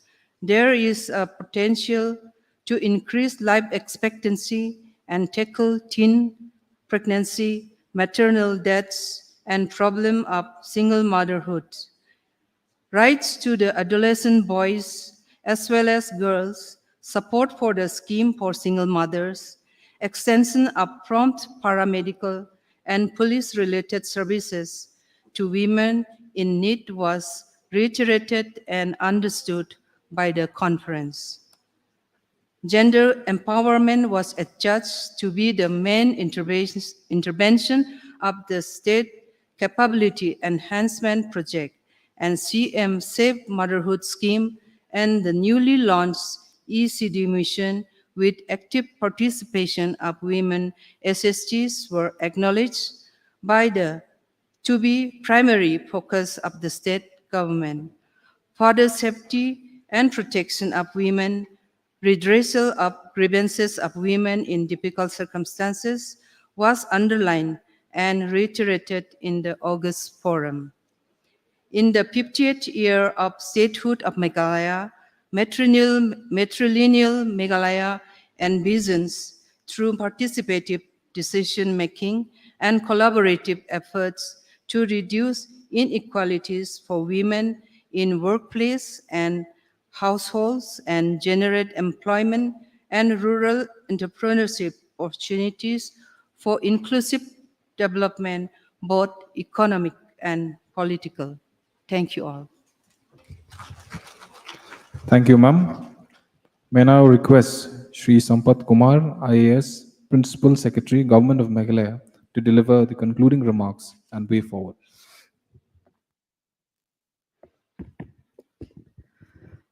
So, good evening to all of you. I think thank you for your, great patience from since morning to now. Very, engaging discussion. We have in the first half, we have really, listened to a lot of testimonies, a lot of like what all various support initiatives that are being taken up in the state, and how actually we are celebrating those initiatives. I think we have done that actually gave us a very good, a positive, momentum. See, if you are not positive, you can't do anything. So the positivity is very, very important thing. Unless, you take some action, this is what our Honorable Chief Minister has said. So it's very, it's very easy to, say, criticize and anything. But what is important is that what are the little steps that we are taking to make a progress. And when we are saying this, making a progress, I think this State Women's Conference, I think it's a very aptly, I think this has come up. I think different stories we have heard from women entrepreneurs, women self-help group members, how actually, they have been seeing that, perceiving the change in their own lives, and how passionately they are trying to lead their lives. We also have heard of the leadership, especially among the VEC leadership, that a new policy that has come up, which has brought so many VEC secretaries and their participation. I think this we have heard. And the second session, we also have heard about very detailed. We have gone through panelists, very distinguished panelists. I think each of the panelists have spoken so well. I think I must thank everyone for their very genuine participation, of course. So the panelists have, have given a constructive contribution. In fact, where our Chief Secretary, Madam, has told very beautifully the first session, the way she moderated and brought different items of actually for action, what actually we can do as a government, as a society, as a community, what all we need to do. I think this has come up very well, and in the declaration, those things have been included. And then the second session, again, it is a slightly heated thing because it has some diverse opinions are also there in the second session. But again, this is again, we have to, this is what the spirit of, democracy. We have to, really look at all the things, but again, with information, with the data, what is right.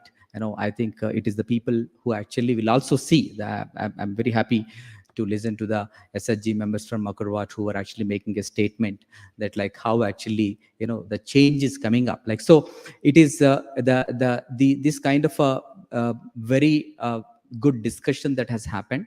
And we also have to see that, like, again, because this is something, a forum that actually has been made essentially with lot of involvement of various departments and their contribution. For example, Mother app, when Dr. Adrina was speaking, it has really making a difference, because of course internet technology is not there everywhere, but it's not that like we don't use the technology. So we have to have both. We have to use data, we have to use the data technology, we also have to use the community mobilization. So we require all efforts. That's what we wanted to say. So that is the way this has come up. And as our Honorable Chief Minister has said, this conference, I think we will expand it. And, this is what the state government has decided. I think it will continue. We'll have these annual conferences with, much more participation, much more, data, much more, research. I think we have heard the research from the MLCU and IPS Shillong, the professors, the way they've explained some of the research items, and including Kong, Patricia Muking, some of those insights that they have brought. All these are very, very important.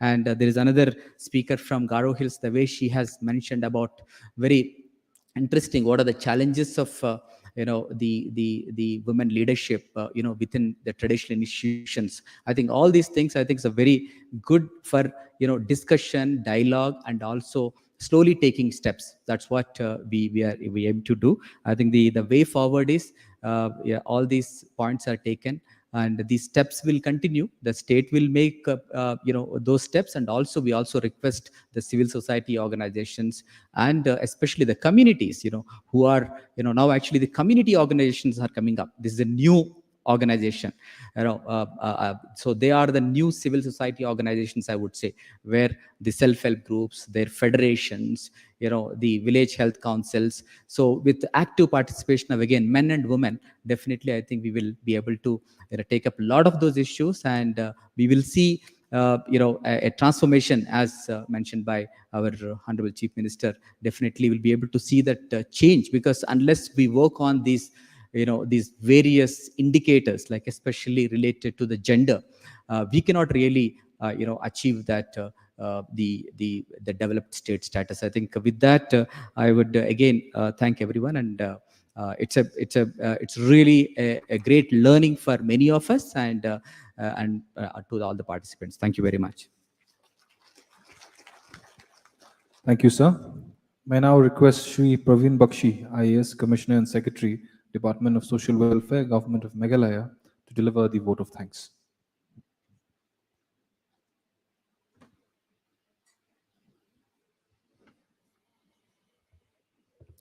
Thank you, and a very good evening to all of you. I'll just end with a quote. Each time a woman stands up for herself, without knowing it possibly, without claiming it, she stands up for all women. This is a beautiful quote by Maya Angelou. On that note, it is my proud privilege to propose the vote of thanks. Our gratitude goes to our Honorable Union Minister for WCD, Government of India, Srimati Smriti Irani ji, who, though she was not physically present here, she lent her active support to the Women's Conference by her recorded message and the support. We would like to thank Honorable Chief Minister of Meghalaya, Shri Conrad K. Sangma, for his invaluable and critical support for this workshop. and for all the novel initiatives which he has taken up from the side of Western government for the welfare of the women. We also would like to thank Honorable Social Welfare Minister, Government of Meghalaya, Shri Kirman Shila, for his valuable support and constant motivation. Our thanks also goes to Honorable Chief Secretary, Government of Meghalaya. She stands for everything that this conference represents. We are very proud of her, and we thank her for her both contribution as well as support for the cause of the workshop. We are also very happy that in this August gathering, we had dignitaries, stalwarts, the Honorable Chairperson of Meghalaya State Women's Commission, Srimati Fidalia Toy. We thank you, Madam, for your active participation along with your team, with my Vice Chairman in this day-long conference. We have a great word of appreciation and thanks for our respected Principal Secretary, Social Welfare Department, who is also the Development Commissioner, Shri Sampath Kumasa, without which this Women's Conference would not have been possible in the first place. We thank you, sir, for leading us through this wonderful program that we had. We also would like to thank Honorable Chairperson of State Commission for Protection of Child Rights, Srimati IMCM, for her active participation throughout the course of the conference. We are delighted to have in our midst Srimati Thailand Panbu, the former Meghalaya State Women's Commission Chairman, all the distinguished panelists, all collaborative departments, Health and Family Welfare, CNRD, all our supporting stakeholders, the National Health Mission, MSRLS, MBDA, SCEP, Education Department, all are here, and they have lent very useful support for the cause of the Women's Conference. We are deeply indebted to all of them. And lastly, and not the least, definitely all the officers of the Social Welfare Department. You have put night and day, you have put your hours of efforts to make this a scintillating and great journey and a wonderful success of the Women's Commission, this Women's Conference. Thank you very much for all your support. There are so many people working constantly behind curtain, behind the screens. We reach out to all of you, and we extend a word of deepest gratitude and appreciation to all of you. Thank you all very much. Thank you, sir. Ladies and gentlemen, we have come to the conclusion of today's program. We thank you for being part of today's event. We would like to request you to stay back for the performance to be given by the All Ladies Band, Hastic Ladies from Tura. Thank you.